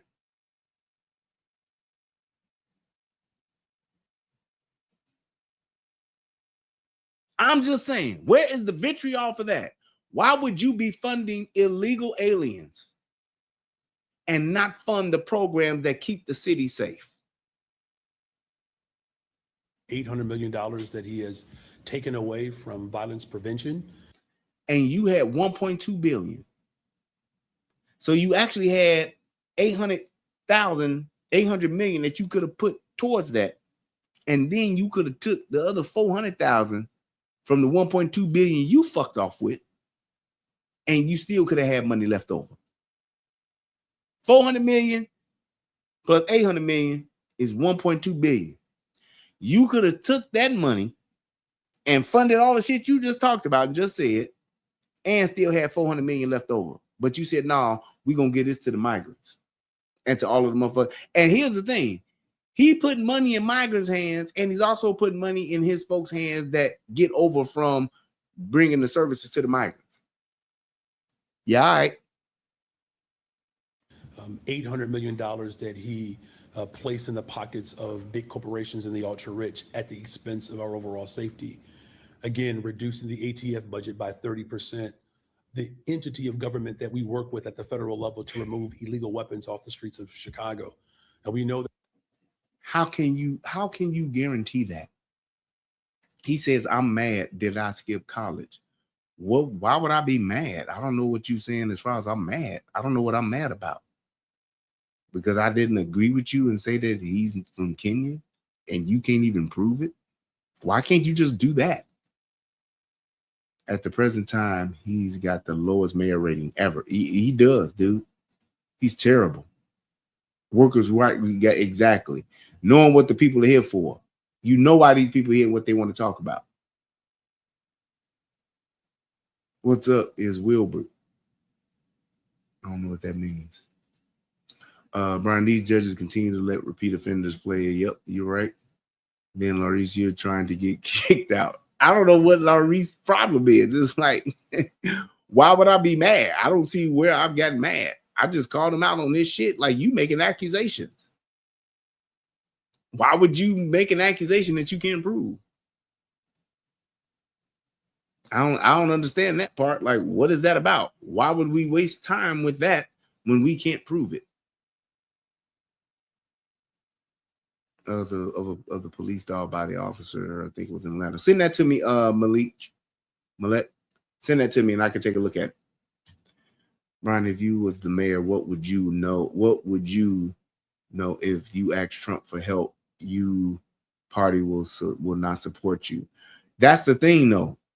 It's like at this point, he knows he's not going to get reelected. That shit is done. He's not getting reelected. Why not do what's best for the city and what's best for the people? Because at the end of the day, that's the only thing that it don't matter one way or the other. Why let it burn when you could at least stop it from burning and just let what's left still be there? That's crazy. If I was the fucking mayor of Chicago, I could fix that shit. I could fix the city major problems within the first 2 years. He is not even addressing the shooting. Right. He talking about what Trump did. He automatically defaulted to Trump because that's all they do. You ask somebody, this man right here is in total control of the city. He runs the city of Chicago. Trump don't run it. Pritzker don't run it. Everything that goes on in the city is his call. He opened up all of those old schools that have been closed, Chicago public schools that have been closed, the park districts that were closed. He opened all of those up for migrants. Nobody had a fucking thing that they could say or do about it. He allowed all of those migrants to go into the black communities in these cities and take over these fucking cities, pitching tent. I mean, take over these areas in the city where motherfuckers had tent cities up in the fucking neighborhoods. He did that. He allowed that.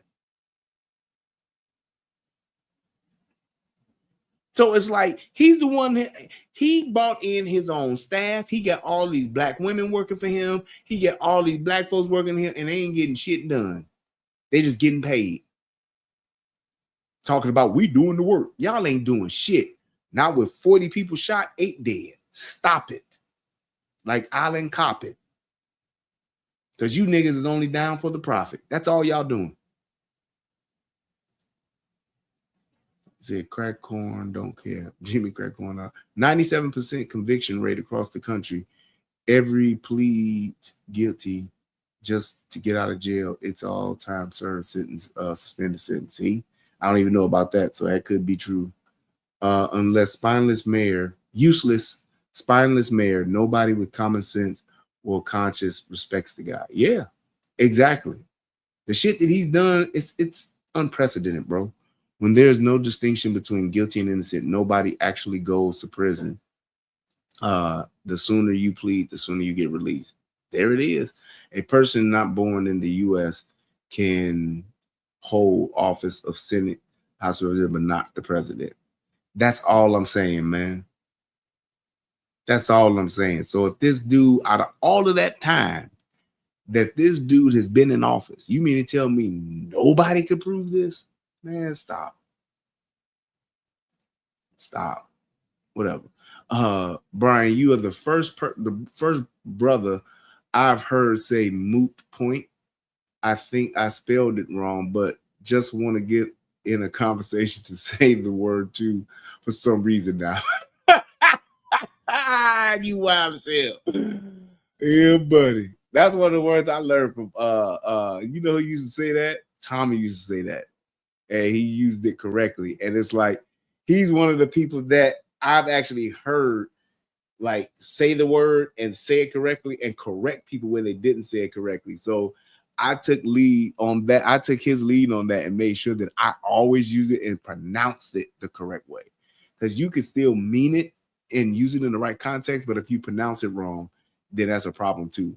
He's the guy that Tommy was the man when it came to just words matter. I love him for it because they do. Words matter. And it's like, that's how you get to a point to where, just like in his stream that we was just watching over on Rumble, y'all go support my brother, Tommy Sotomayor on Rumble. And when he's doing the show, when you don't let words matter and you just say something and hope that people know what you're saying, then that's when shit starts to get convoluted. And that's when your ideas start to not make sense. Because the more you do it, the more stupid it becomes. And you can't make points when you do that. So it's like, that's one of the biggest things that I've learned from him is that know what you're saying and why you're saying it, absolutely always. But how you say it matters. Using the correct words, the correct verbiage, that shit matters. And black folks have a problem with that. They just do. They just do. That's all I'm saying. So it's like, that's one of the things I love my brother for that, and just teaching that and standing on that. It's like, that shit means something, bro. And we should all be cognizant of that. He also came up with, look it up, nigga.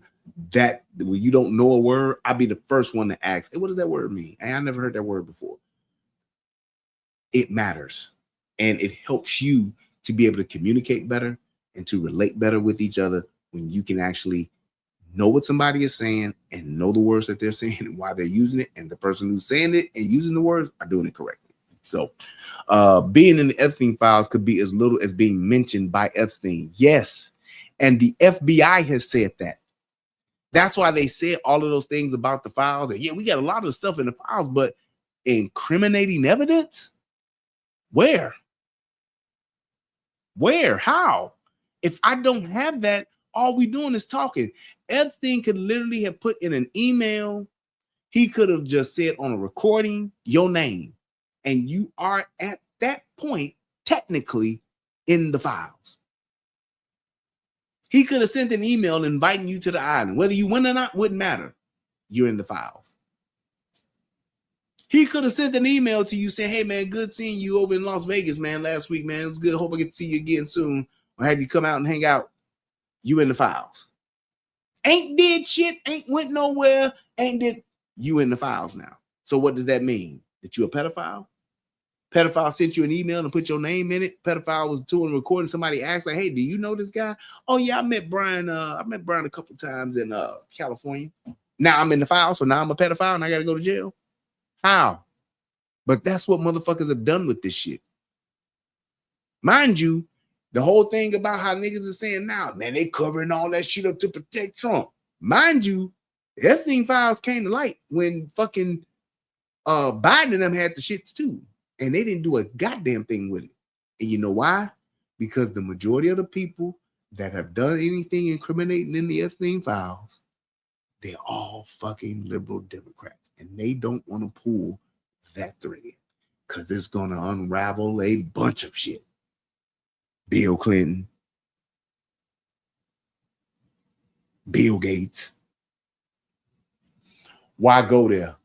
These old ass men, what are you going to do to them? What are you going to do to them? If you try to charge Bill Gates right now, Bill Gates got enough money to where by the time you even get done with the case, by the time you even think you're going to get him convicted, he'll be dead and gone. So why? Why are we doing this?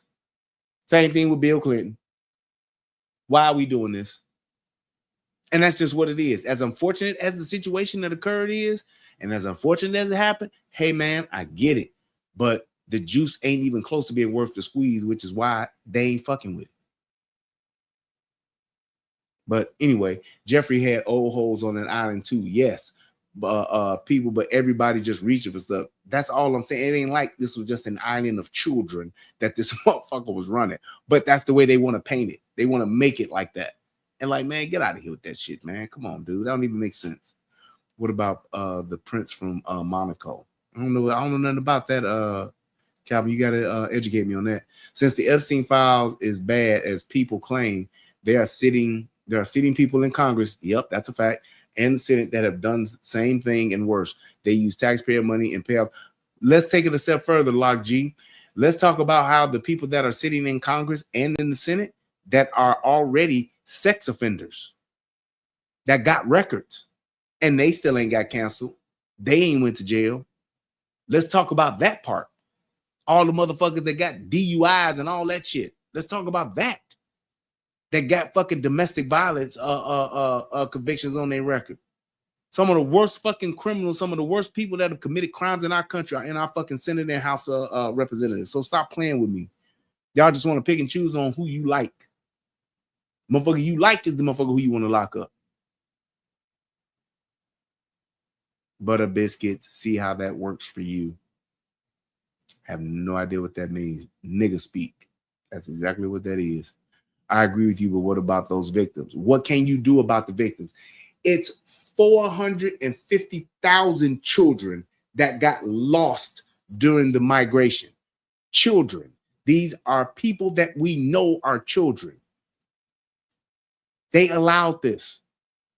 450,000. They were able to, since Trump has been in office, they've been able to actually recover 100,000, which means there are still 150,000. There's still 300,000 plus kids that are out and about in our country that have been lost. Victims are everywhere. And I'm not trying to just dismiss it. I'm just saying what the facts are.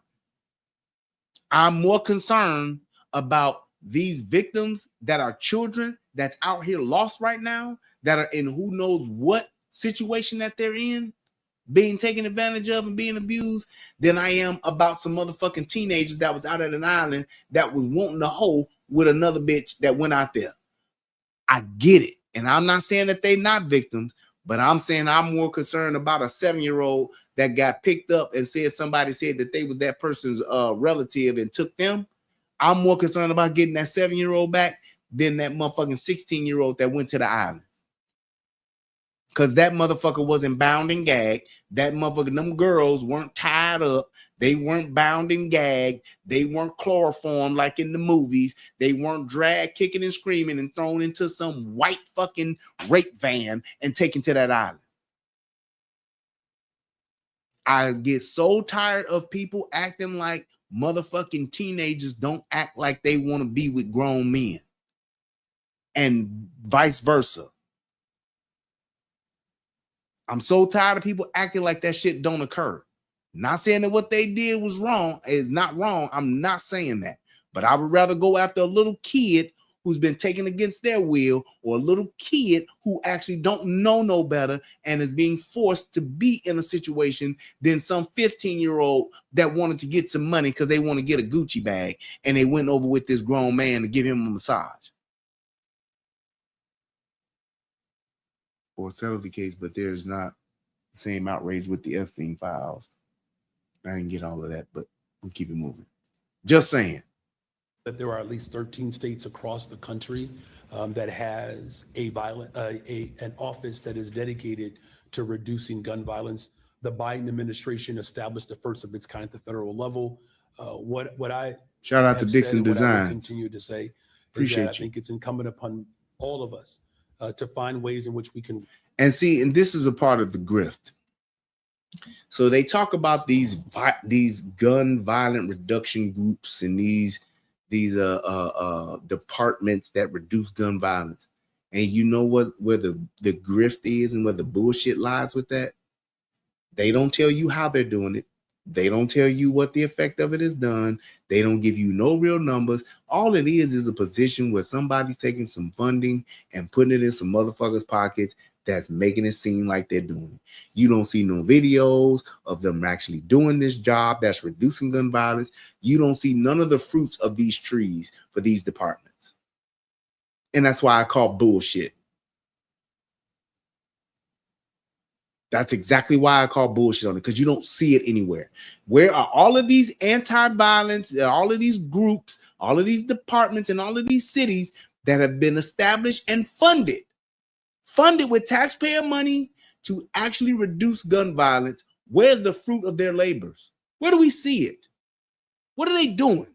Where's the video footage? We're in the age of technology. It's a camera everywhere you go. It's a phone everywhere you go. Why are we not seeing how this works if it works so well? And then you're gonna have somebody who's saying right now, yeah, well, when you look at the numbers, when you review the numbers, yeah, you mean the numbers that they're juking? People don't understand that what juking the stats mean. Well, let me explain it to you. Juking the stats means basically the way that I report crime and what I consider and call a crime today and what I call it tomorrow, two different things, jukes the stats. That's what that means. The fact that I see an illegal alien fighting somebody and I go and I interact as a police officer and I break it up and I say, okay, this person did this and I'm going to arrest this person because of what they've done. Now I got an arrest for an assault and I'm going to take them to jail, right? That's a stat. However, when I've been told, if you come across a migrant, you don't interact with them and you don't do anything and do not lock them up. So when I see that same fight next week with two different migrants, What do? I do nothing. Juke in the stats.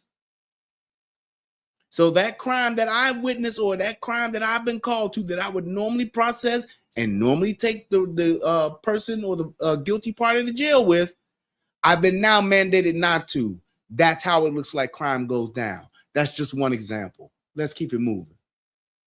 Work together to reduce violence as a whole, but gun violence particularly. I'm prepared to talk more about this particular call to action later this week. But as you know, this particular advocacy group has been calling for such an office to exist through multiple administrations. And we're going to continue to hear how the work that we're doing to drive violence down can work in coordination with the vision that this organization and organizing apparatus has. Organization and organizing apparatus has done bullshit. And he said he was going to talk about this later this week. Well, it's been later this week, and there was no press conference about it. Bullshit and word salad. That's all I'm saying. So just to be clear, you're not against their suggestion? I'm saying that this has been an ongoing fight for this group for some time through multiple administrations. And there is a precedent that's been established at the federal level, particularly, again, what the Biden-Harris administration did. So I'm going to continue to explore pathways in which the office that I created of community safety can Great question. Work in conjunction with what this organizing apparatus is calling for. Great. Great question. So my man Calvin says, how do you stop the gangs? Because the gang culture will never end no matter what you do. You're right and you're wrong. So here's how you stop the gangs. You give other options. And you give other options by giving kids resources to where, because the gangs need what? They need bodies. They need you in a place to where they can use you. And what do they do when they're using you? They're using you to enterprise, sell shit, steal shit, do shit, protect the turf, all of that shit. But when you have other resources in place to where, like active policing, that minimizes gang activity, because it's not about getting rid of the gangs, it's about the gang activity. You minimize gang activity by having police, by being tough on crime, and giving resources to children. You know why, when I was a kid, why we didn't do no takeovers? You know why we didn't just go downtown and fuck around and fuck about and tear shit up and steal and jump on cars? Because we were at our parks. We were at the YMCAs. We were out playing sports. We were actually in school, after school programs. Do you realize when I was in elementary school, I got out of school at 2:30, right? And you talking about me being a latchkey kid. My mama was at work and my daddy was at work. He lived around the corner from me. My daddy was out the house when I was 3 years old. He moved around the corner from me, but he was still not there. So 2:30, I got out of school. You know what I did? I brought my black ass home. I ate something because I was a fat motherfucker and I love to eat. I brought my ass home, and then 3 o'clock, 3:30, I'm at West Pullman Park. I'm swimming. I'm in the drama club. I'm what else do they have? Floor hockey. I'm doing, there's a multitude of shit I get to do. You can go play basketball, and I wasn't no hooper, so I never really played basketball, but did gymnastics, boxing. This is all at West Pullman Park. Gymnastics, boxing, dance, wood shop, which I was cold as hell in. Wood shop. I said boxing, drama, floor hockey, swimming, water polo, free swim, junior lifeguard. What else did they have there? What was the other shit the girls used to do?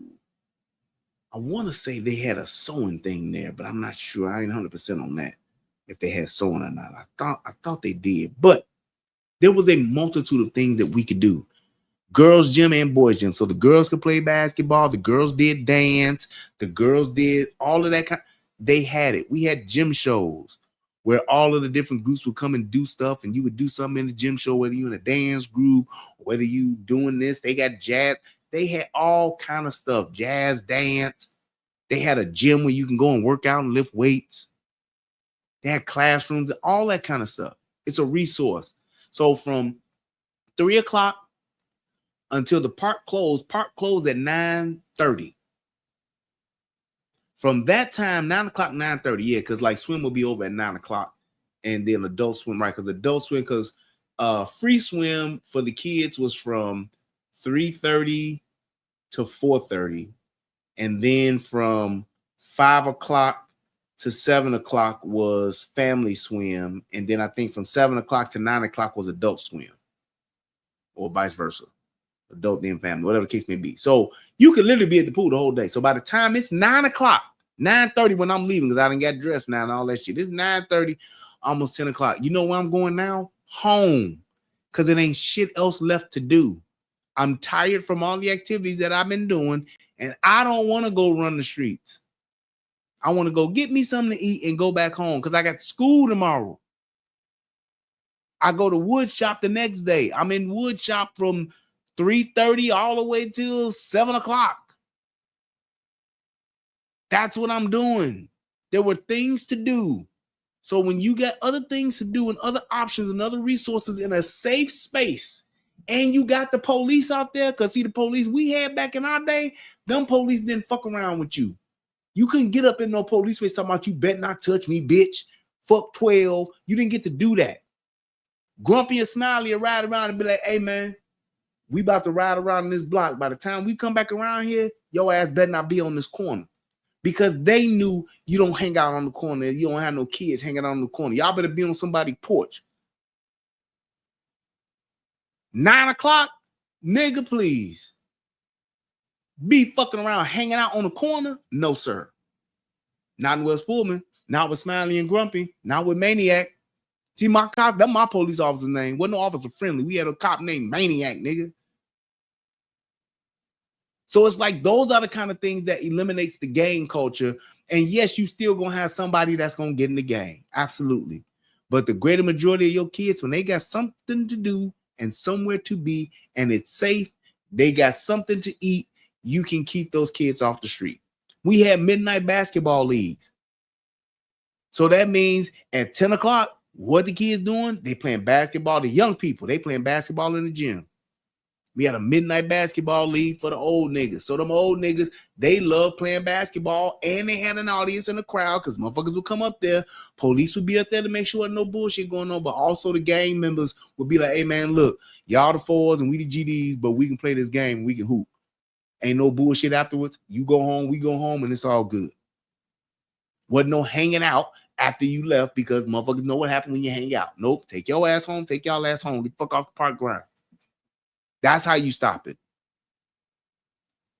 Your deputy mayor for community safety, Manuel Andre, now on the job. How would you say in the few weeks that he's been in that position, how would you say the city's response to violence has improved with him leading that office over his predecessor? Mm-hmm.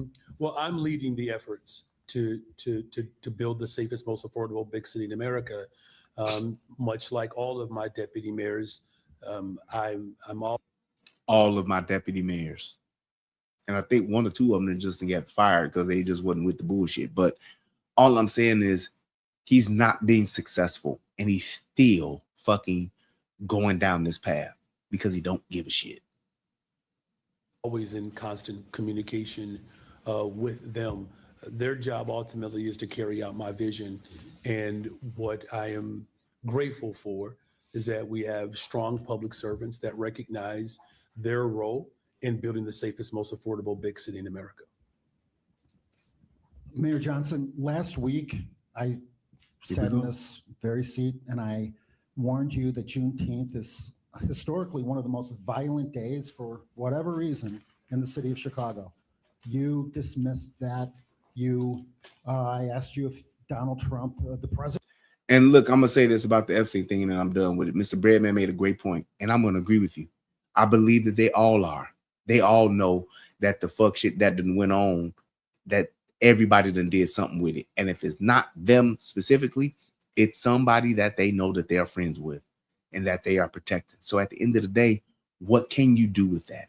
Nothing. You can't do anything about that. Unless you're going to get rid of Congress and get rid of the Senate, put term limits and shit like that in place, you can forget it, dude. There's always going to be injustice on that level of government because y'all let these motherfuckers sit in office for forever. And if you not push, and I'm saying Democrat and Republican alike, if y'all ain't pushing for term limits, if y'all ain't doing that shit, it's going to continue to stay the same. Because if I'm going to be a fucking senator or I'm going to be a fucking House rep for fucking 35, 40 years, I'm definitely going to do some illegal shit and some incriminating shit. And if we all in it together, nobody will ever know. And by the time they do find out, they won't be able to do a goddamn thing about it. That's why it's the way that it is now. Depending on who in office is the way the wind blows. And ain't nobody, and I mean nobody, gonna lock their own self up. That ain't happening. So I'm just saying that's just what this shit is with this Epstein shit. And that's why, even though it makes sense from a moral standpoint to figure that shit out, you can't get shit done from a criminal aspect or a prosecution aspect because there's too many fucking hands in the cookie jar on this shit. It's not gonna ever happen. Unless you get rid of motherfucking all of Congress and all the motherfucking Senate, that's the only way you could ever get some headway with this shit. Other than that, it's a wrap, bro. And this is why we need term limits so bad. Sorry. In the United States, if you would reach out to him for some kind of help or assistance, you dismissed that. You said that you're the mayor, right? Mm-hmm. You said that Donald Trump was a massive failure or something to that effect. And now we have seen the results. 40 plus people shot, a dozen plus people murdered in the city of Chicago on Juneteenth, the weekend with the Obama Library and all the other wonderful things happening. Mm-hmm. And the people of Chicago, the real people, are asking me if you are aware, if you're even paying attention, if you're the massive failure, perhaps you're the massive failure in this equation and not the president, who, by the way, William, is that the question? Thank you for your question. So he called this motherfucker a massive failure. Not just a failure, but a massive failure. He says, here in Houston, we had that back in the day too. Us teens was back there getting some booty too, especially at nighttime. I don't know about all that, man. I'm just saying. He said, man, I missed that Chicago. Dave, you know what I'm talking about, don't you? There you go. That's real because these recreation centers and parks are either severely underfunded or mismanaged, bro. And all I'm saying is that's the truth. We talking about what worked. I'm talking about somebody who lived through it. That's all I'm saying. My mother was a single mother out working every day, and I had somewhere to be that was safe. My father was a Chicago police officer, so he was working and he was making his money to take care of his child support obligations and his living his life too. And at the end of the day, I had somewhere safe to be. And our park was safe. Our school was safe. So from the time of in the morning, from when the school opened up at 8 o'clock in the morning, we started school at like 8:55 or 9 o'clock. From that time of 8:30, because I was even a patrol boy. So even that time from 8:30 in the morning until 9 or after 9 o'clock at night, there was a safe space for me to be at if I wasn't at home.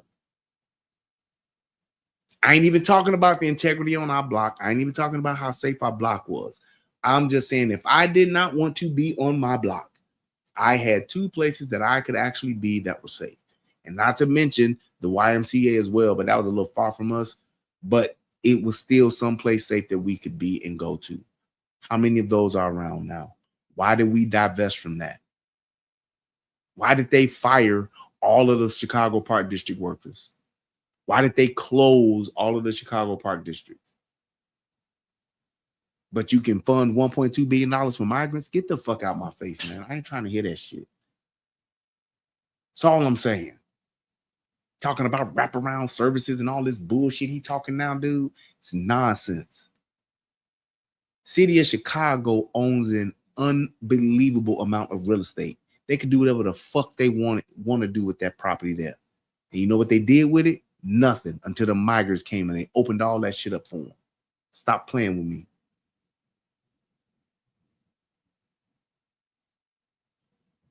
Gotcha. Yeah, that's just because it's rolling over here on the side. Whatchamacallit, but it's just, yeah, it's just me working through it. Exactly. Just saying. We're around the same age. Yep, because I'm 52, David. I'm telling you, man. That shit was before us. That's all I'm saying. Let's go. States has reached out again.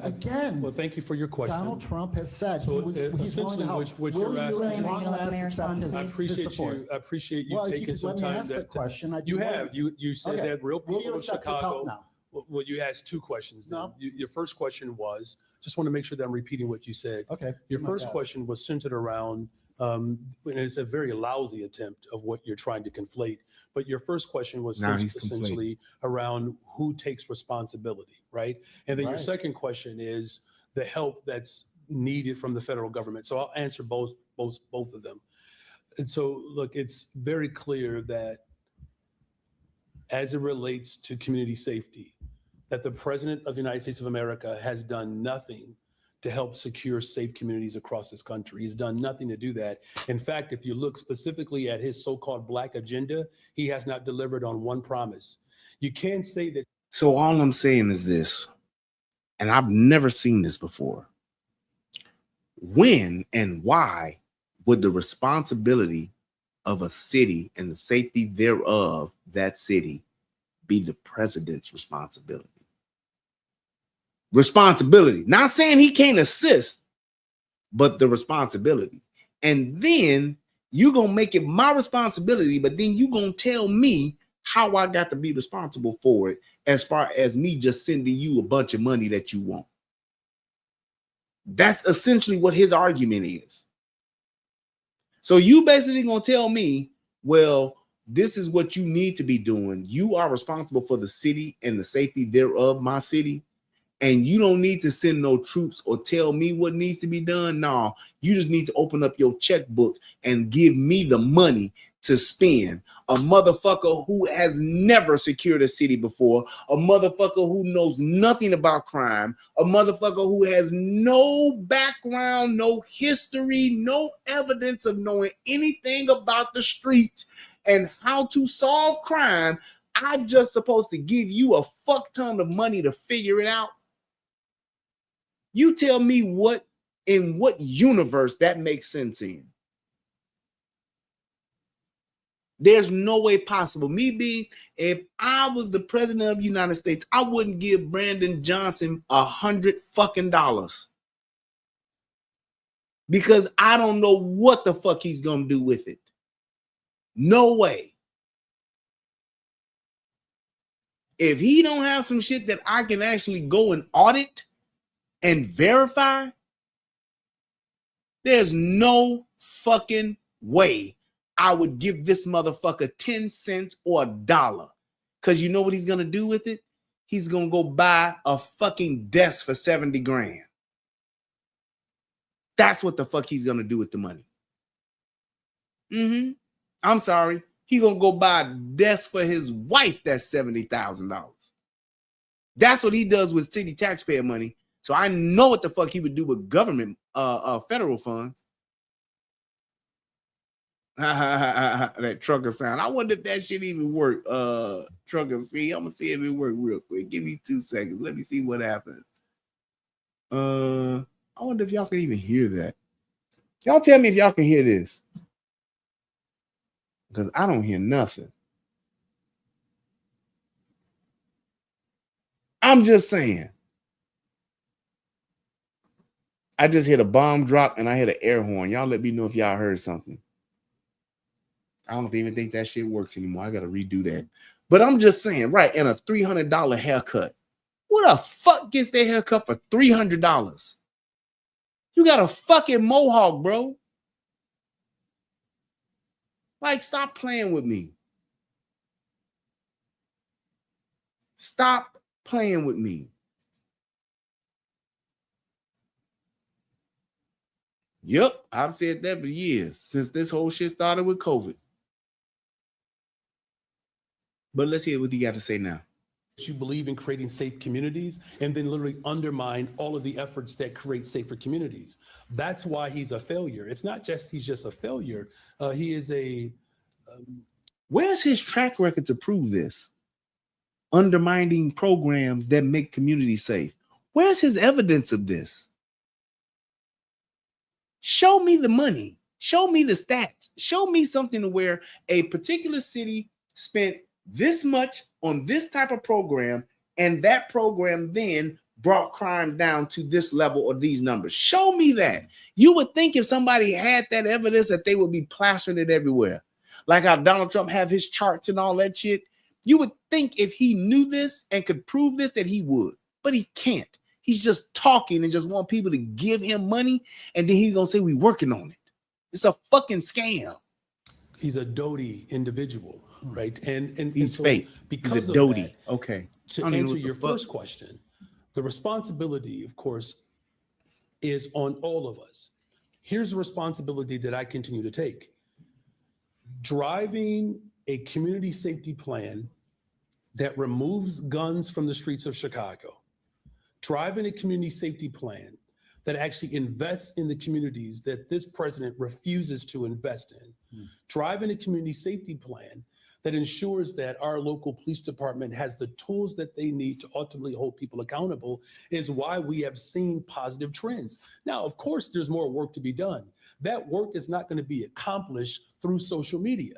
The failure of this administration is that he is more interested in tweeting or posting evil and inhumane projections of people and our humanity than he is actually willing to put money into the very communities that he ostensibly offers some degree of care for.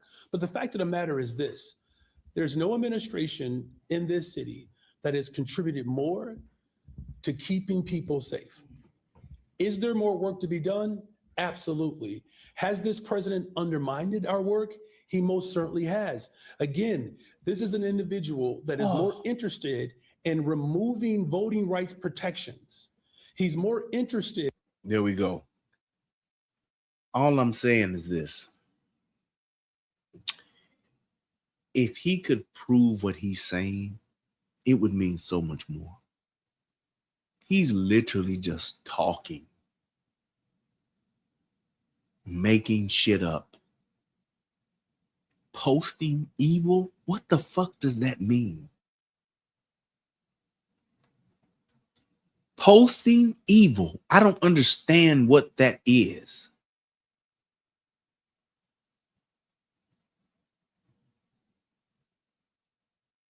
I don't understand what that is.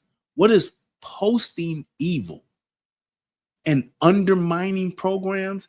How can I, as the president, undermine a program you got in your city?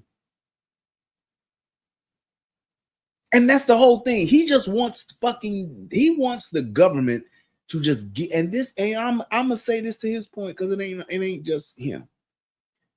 This is the problem with one of the reasons why I just can't get with this liberal Democrat agenda.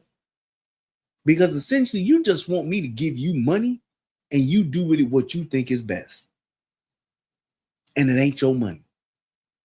Democrats and liberals are amazing at spending money that ain't theirs. I'm saying that Republicans don't do the same thing, but these motherfuckers spend it on fucking pipe dreams. Like the Green Initiative, global warming, all that shit. They love it. Spending a bunch of somebody else's money on pipe dreams that they have is what they enjoy, and not only enjoy, they believe they are entitled to do so. And if you're not doing it, then you're the problem. If you won't open up your wallet and give me all the money that I think I should have, you're the problem. That doesn't even make sense, because here's the thing. If his way worked, he would do everything in his power to fund his way to prove that it worked. But he will never do that. Never. And this is why he's such, and I'm not going to even say a terrible mayor. This is why he's such a bad person. And this is why people like him should never be in charge. Because the people like him consistently make bad choices because they are literally, and I'm not trying to just be disrespectful, they are literally incompetent. They don't know.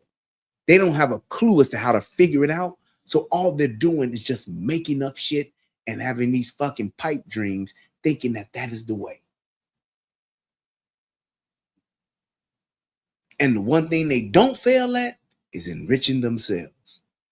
They're going to figure that shit out. This world can burn to the fucking ground. The whole city can burn to the ground. He's going to figure out a way to get paid. But he believes that because he went to college, he believes that he's educated. He believes that he knows what's best for everybody. Even when he don't know shit about a certain thing, he believes that he's still the one that knows best. And that's very dangerous to have somebody who thinks like that in charge of the city. And that's why the city is so fucked up right now.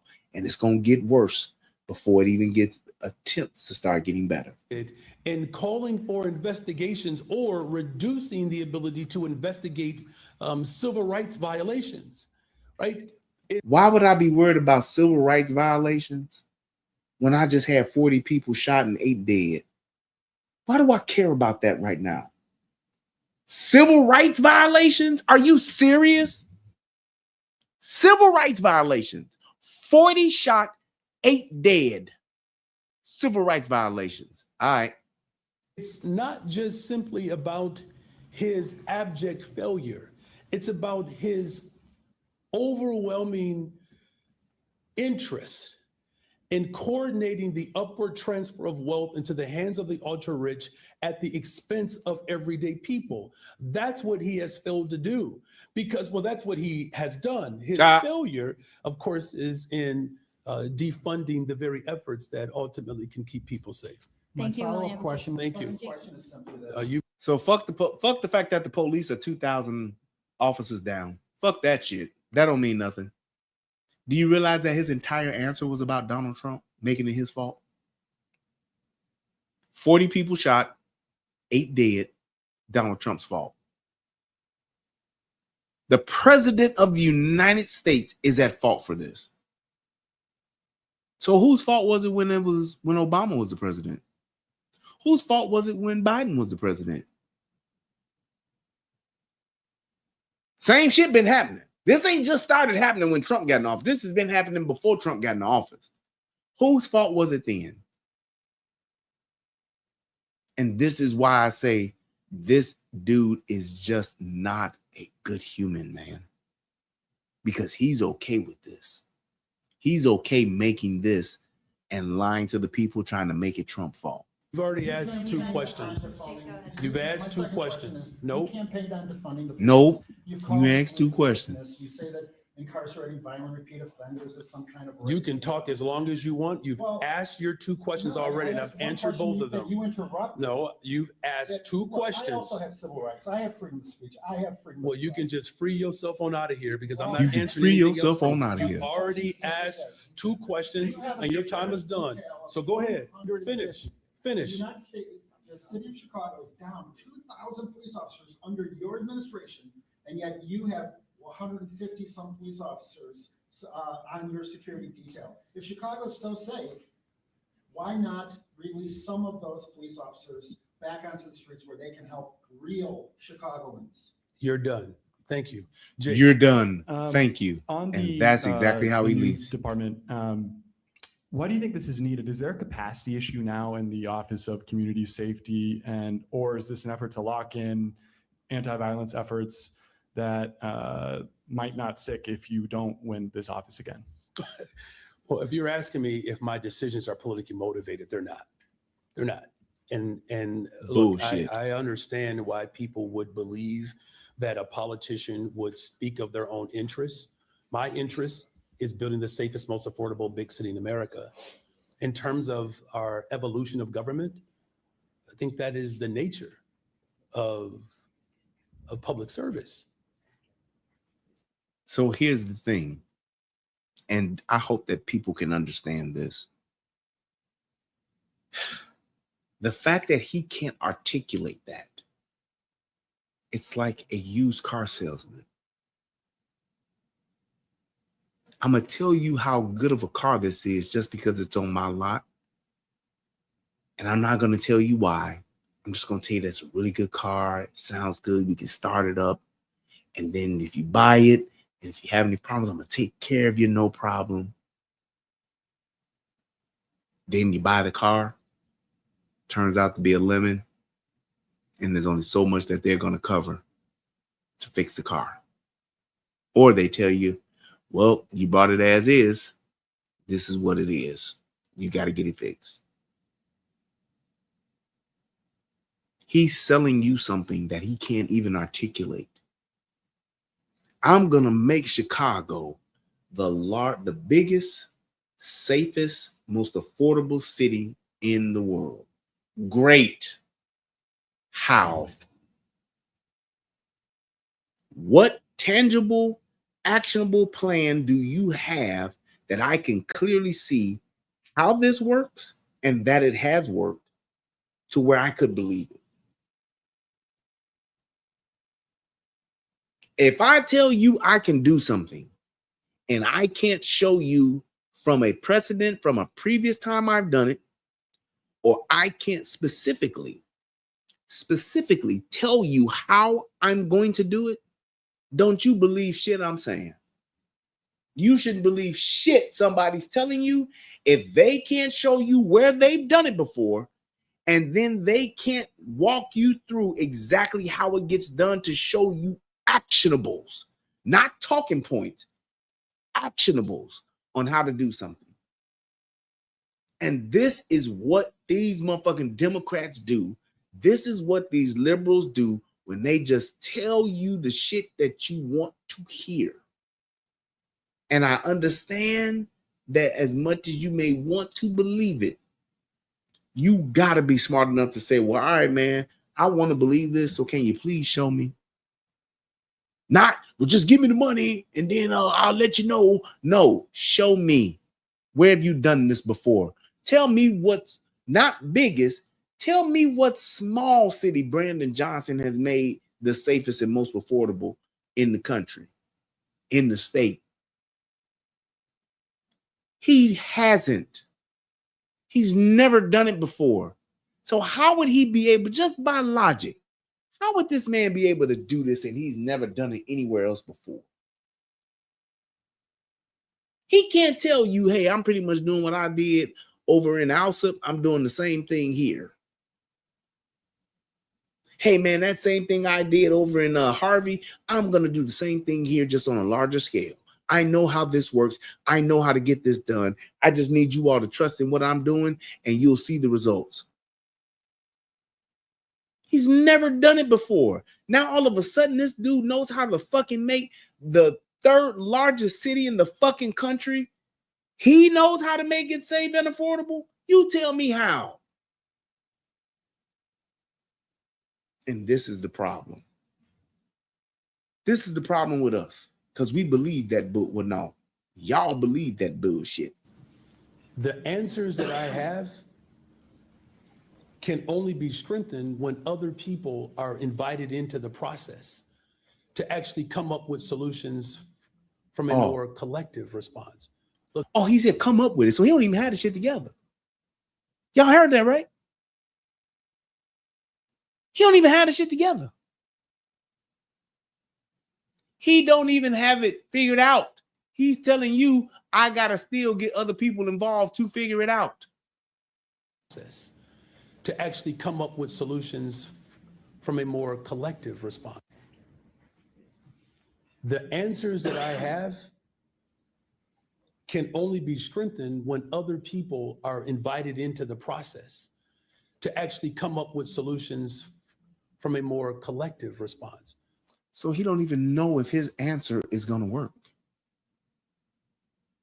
He don't have any proof of his answer working. He said, I just want to give y'all my answer so everybody else can figure out how this actually is going to work.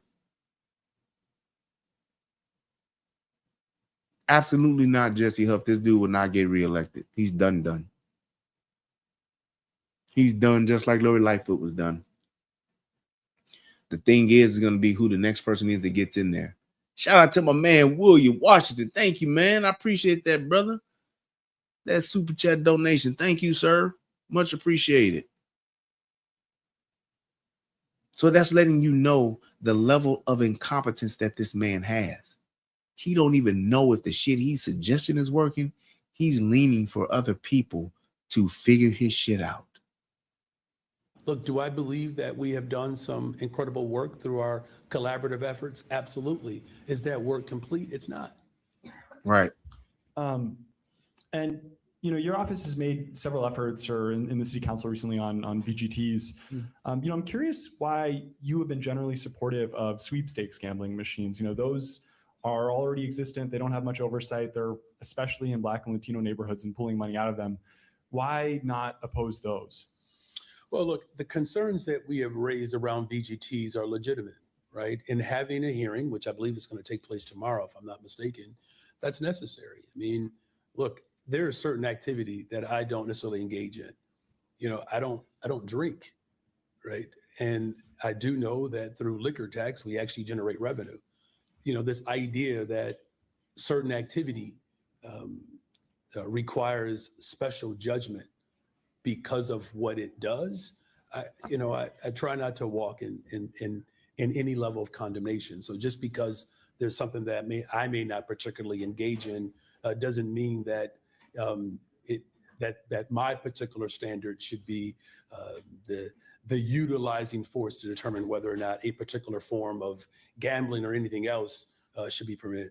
Yeah, but you all have opposed VGTs and not opposed sweepstakes gambling. Well, because what I've said was there's some legitimate concerns there, right? Particularly for workers, how would it impact the casino? Like all of those things have to be brought into consideration. In fact, if I'm not... Yeah. All right, we're going to go ahead and move on. I got one more thing that I want to play for y'all. Give me 1 second.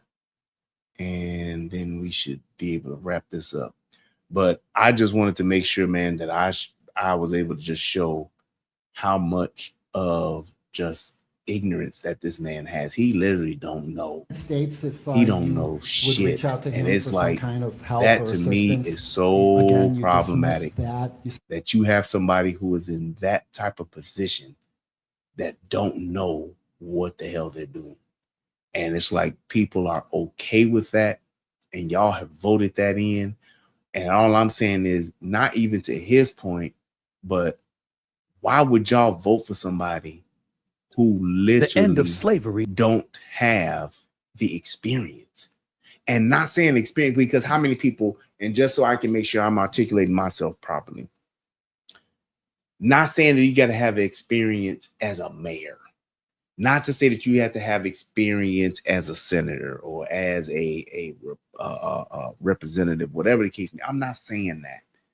I'm just saying when you're talking about politics, you're talking about the governing and the distribution of power and resources.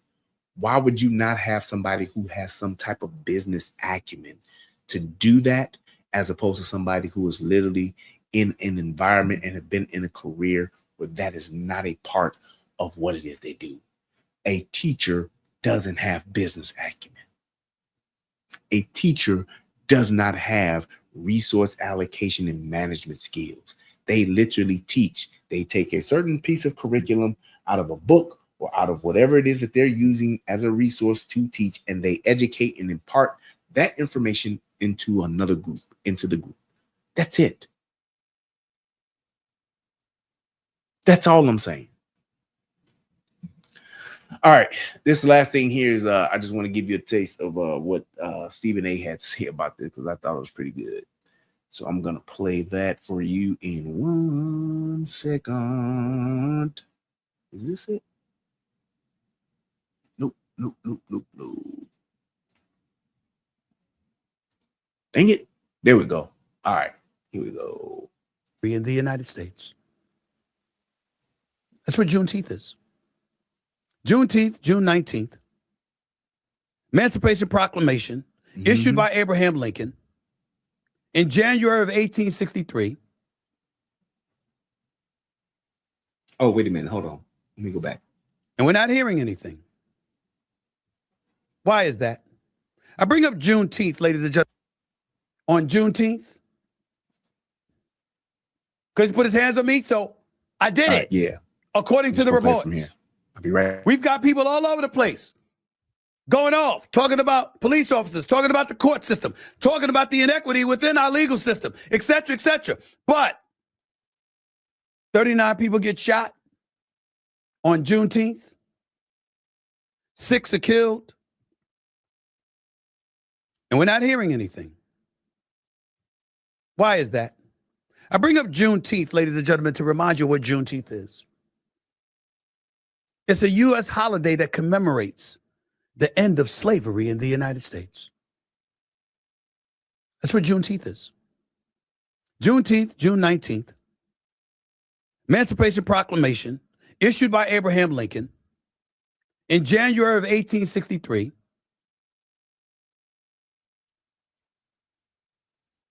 This is what we're talking about.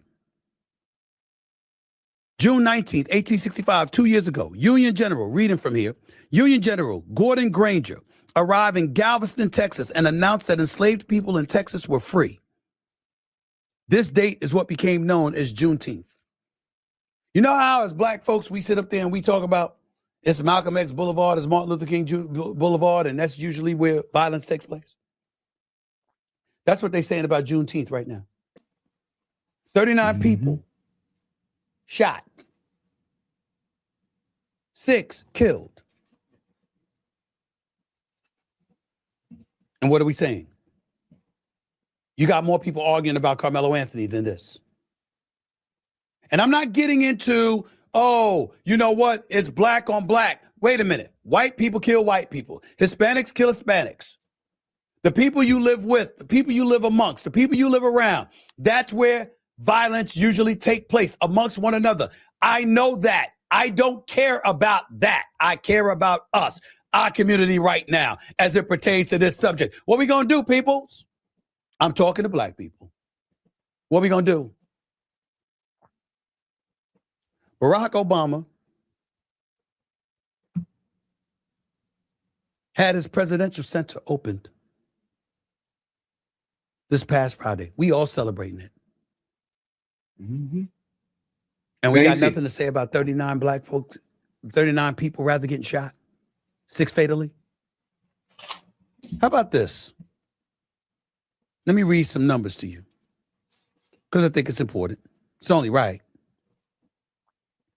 Chicago, in the year 2024, recorded 580 homicides in that 1 year alone, with black residents accounting for roughly 3/4 to 4/5 of the victims. The ratio, mind you, this is during 2024 when they are juking the stats. This is what was reported because it was damn near almost double that. But this is just them juking the stats on the certain shit that they're reporting. So let's just go with this. And let's just say that's what it is. Safety gap remains stark. The University of Chicago Crime Lab reports that in 2025, black Chicagoans had a homicide rate of nearly 40 per 100,000 residents, compared with less than 2 per 100,000 residents for white residents. So that means 40 per every 100,000 versus 2 per every 100,000. That's the difference. And I hate when these motherfuckers try to say white on white crime and black on black crime is the same thing. There's no such thing as black on black crime because black folk. Let me tell you something. There's a difference between crime and violent crime. Shootings, stabbings. White folks ain't shooting and stabbing white folks more than or just as much as black folks. It's not true. It's not true. And niggas have been trying to grift and sell this shit for fucking years. And I don't understand why they're doing it. I guess they just want to lie. But it's not true. How do I know? because you're going to ask me that. Great question. And all I'm asking for y'all is to do this, and I've been saying this for years. The day somebody shows me that 40 people have been shot and 8 people dead in a fucking trailer park, then I got you. Then you have a point. Until you show me consistently every weekend where you have mass shootings and multiple deaths in these white, because the trailer park is where poor white folks live. That's where they cooking the meth and all that shit.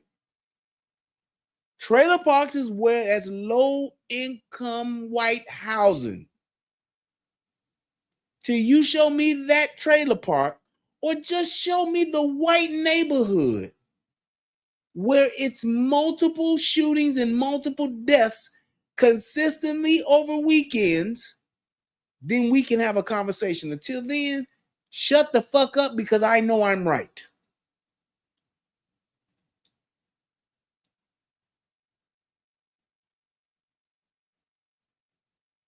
That's all I'm saying, King Jen.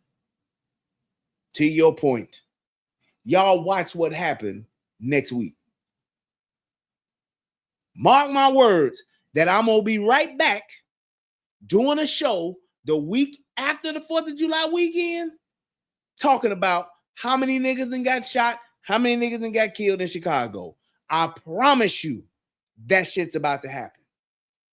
Because the shit that motherfuckers don't want to talk about, don't want to say, these 40 motherfuckers that didn't get shot, these 40 motherfuckers now have beef. These 8 motherfuckers that didn't get killed, these 8 motherfuckers' loved ones, they got beef. And the beef is about to cook this weekend and next weekend. I'm just saying, watch what these niggas do. And watch me be right back here after the holiday talking about how many niggas then got shot, how many niggas then got killed. That's all I'm saying. And ain't nobody talking about this shit. That means black residents were more than 20 times more likely to be homicide victims. Chicago Public Schools directs additional resources to high poverty neighborhoods with operational spending ranging from roughly $19,000 to $22,000 per student. Yet the city continues to lose hundreds of black lives to violence each year. Even after total homicides fell to 416 in the year 2025 from the 580 in 2024, black residents still accounted for the overwhelming majority of victims. Where's the noise about that? Right. Not politics. It's not policy. I'm a black man concerned about black people because we make up 13% of the population. So if we made up 57% of the population, like the white community does, deaths don't affect us numbers-wise the way that it affects the black community. Since the Hispanic community is the dominant minority in this country, it doesn't affect them numbers-wise compared to the way that it affects us. We keep allowing this stuff to go on in the streets of Chicago or St. Louis or anywhere else where it's prevalent. We're going to be a damn endangered species. Yes. Got nothing to say? And that's the point I've made when all of these per capita pro-black niggas talk this bullshit. This is why it makes me angry. Because it's one thing when you want to say a percentage and you talk about, if I tell you, hey, man, I need 30% of your dollar, that means I'm taking 30 cents of your dollar and you keeping 70 cents. When I tell you I need 50% of your dollar, that means I'm keeping 50% and you keeping 50 cents. When we talking about $1,000, $300 make a difference, don't it? When we talk about $10,000, $10,000 make a difference, don't it? Because now I'm only keeping $3,000. When we talking $100,000, I'm only taking $30,000. You see how that works? When we talking $1 million, I'm only taking 300,000. The point is, it's quicker for me. It's easier for me to part ways with $300,000 out of $1 million than it is with 70 cents out of $1. Because me giving you 70 cents of my dollar, nigga, that means I might not be able to buy me nothing to eat. Percentages matter, especially when you're going up and you're going down, and how much resource you have.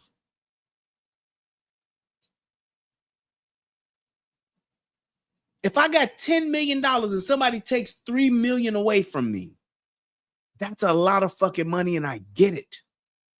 But I still got $7 million left.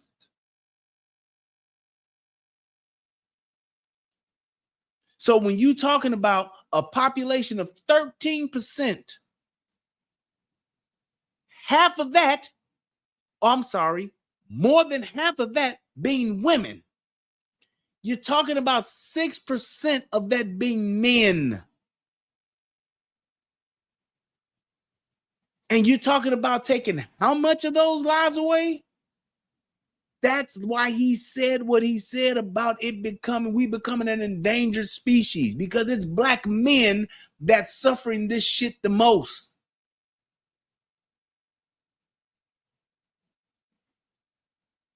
That's why what he's saying should be resonating with black men, if nobody else.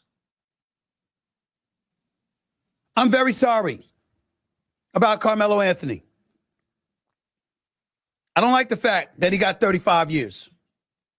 I really, really don't. Not when I think about Case and Allison. Not when I think about Kyle Rittenhouse. Remember him, August 2020? During unrest in Kenosha, Wisconsin. He's 17 years old at the time. He shot and killed 2 people and wounded a third while claiming self-defense. And then in November of 2021, a jury acquitted him on all charges, including homicide and reckless endangerment, finding he acted in self-defense. I don't like that discrepancy. Well, let me correct you on that, Stephen A., because I was with you till you got to that point. But let me explain to y'all why Kyle Rittenhouse got off and should have got off. Number one, he was well within his right to be in Wisconsin. Number two, he was well within his right to be carrying an AR-15. Even though if it was his, wasn't his grandmama's, his granddaddy's, his best friends, or whoever. He was well within his rights to do that. What people fail to realize with that shit is that he was being chased by people who had a gun, and one who had a fucking skateboard using it as a weapon trying to hit him. He was already retreating.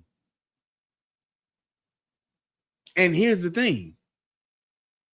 He got off and he shot and killed white people. Why do niggas give a fuck to this day about Kyle Rittenhouse? I have no idea. He was retreating and fleeing away from someone who was chasing him with a Glock, a handgun. And the other guy had a fucking skateboard, and the other guy was going fisticuffs. He had like some kind of bag or some shit. So you talking about a boy, a young man who's being chased by 3 people. 2 of them holding weapons that can cause death or great bodily harm. And the fact that he literally defended himself while trying to run away from them, how does that even compare? And they were white. And he got acquitted.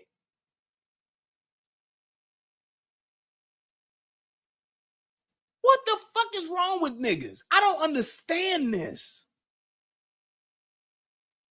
You're literally bringing up, because this is what the problem is with this. You're bringing up Kyle Rittenhouse strictly because of the fact that he's young and white.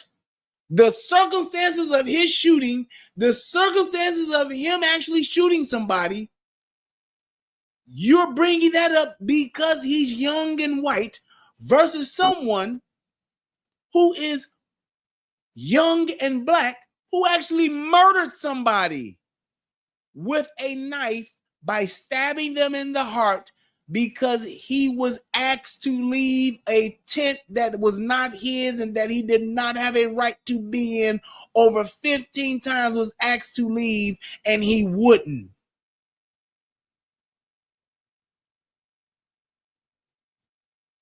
How do those two compare? I have no clue. Why even reference that? I have no idea. Same thing when they try to bring up Trayvon Martin. The young man was literally hitting what's his name? George Zimmerman, to the point to where he was getting his head was hitting the concrete. And you can clearly see the bruises on him and his head, on his face and head. What are we talking about here? Austin Metcalf literally was pushed him once to get out of the tent. Not pushed him to fight him, but was pushing him, telling him to get out of here, to leave our area. I don't know why we do that, but it's a bad argument. One bit. That's why I mentioned it. Don't like the Trayvon Martin thing. I still remember that from 2012. Sanford, Florida.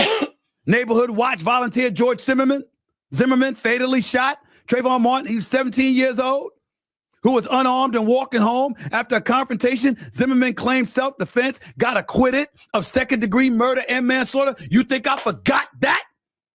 I did not. I'm still sitting here saying to you right now, Carmelo Anthony is different than that. He had a knife that he brought to a track meet. Life wasn't in danger. Yep.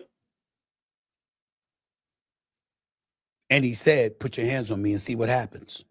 Yep. A shove ended up into a killing. Yep. Which is why you see the polarization that you're witnessing.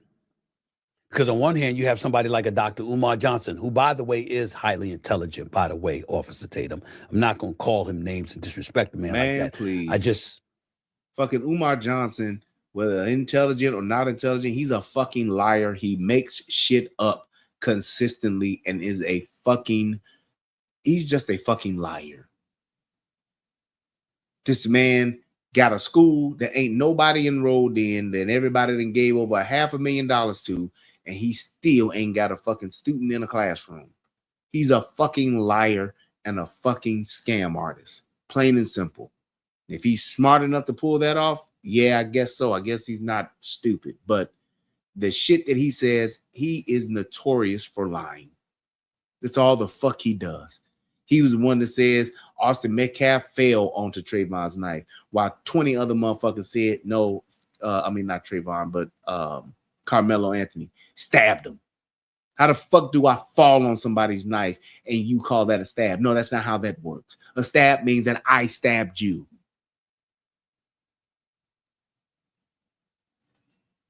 Meanwhile, this motherfucker talking about Umar, who's just lying his ass off and making shit up because he's talking about black boys forever, snow bunnies never, all that bullshit he's talking. Meanwhile, this nigga ain't married one black woman, black queen, but he's known to be laying around and sleeping around with the conscious stripper. But he's talking about black queens forever, snow bunnies never. Right.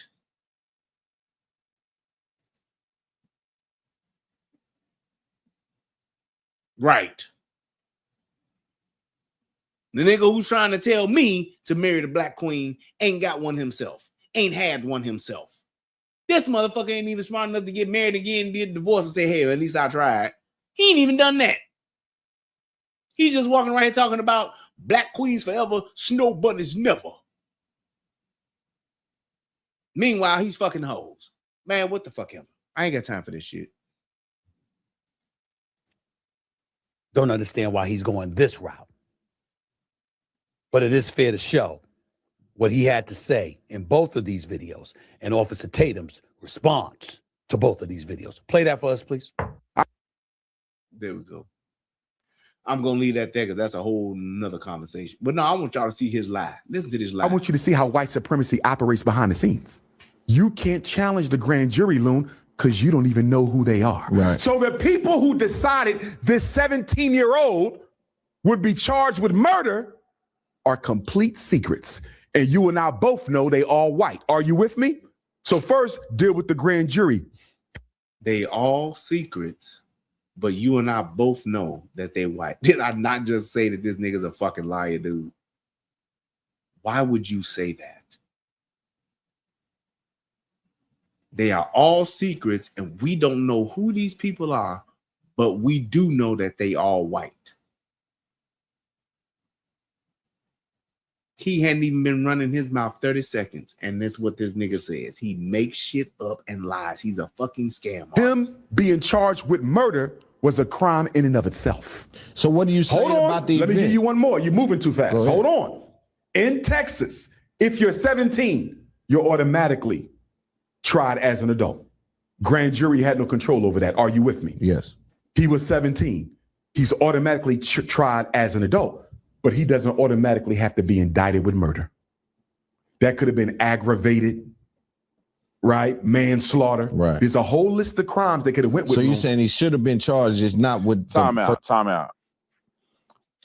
Yeah, I'm just saying, niggas love to lie. That's the best way that I can say this. Niggas love to lie. Because the thing is this. It's not like I just sit and pick a charge. Charges ain't just made up, like, unless it, well, I know, let me be correct.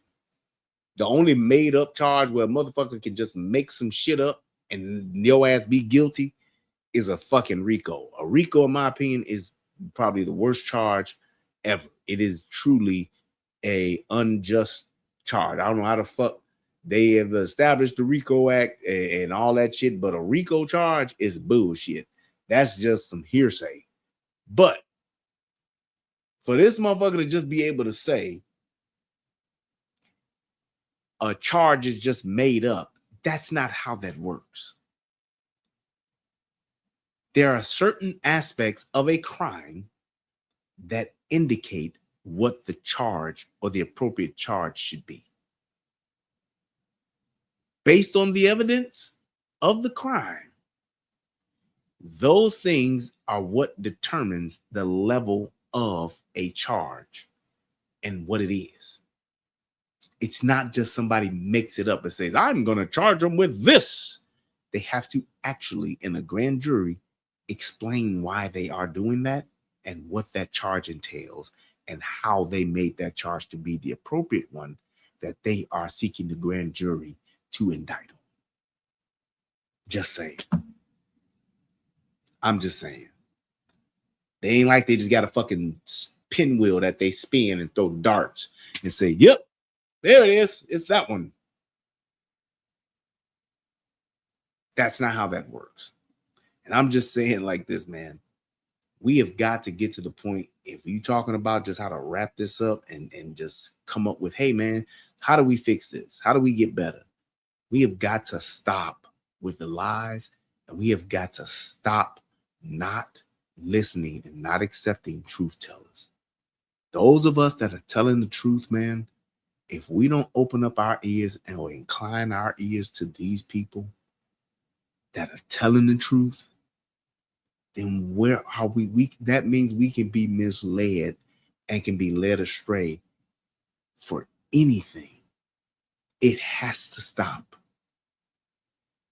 We have got to be able to acknowledge and accept the truth, no matter how hard or difficult it may be. We've got to get to a point to where we can accept the truth. If we can't accept the truth, then there's no way for us to move forward in the right direction. That means we will be forever doomed to move in the wrong direction, and we will forever keep repeating those generational curses, and these things will continue to happen, and we will be damned. That's all I'm saying. The statement of the truth shall set you free. Don't mean that the truth won't hurt your feelings. It don't mean that the truth won't offend you. It don't mean that the truth won't bother you, and it don't mean that you will like the truth. The truth is just that. It's the truth. It ain't meant to make you feel no kind of way.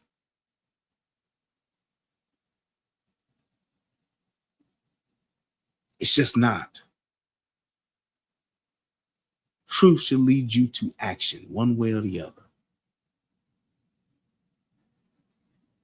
One of my great men in my life that I respect said that the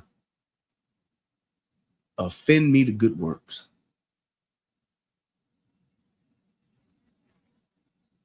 Offend me to good works. That's good stuff. And we should all be in a position, or want to be in a position, to where we can be, even in being offended, moved to good works.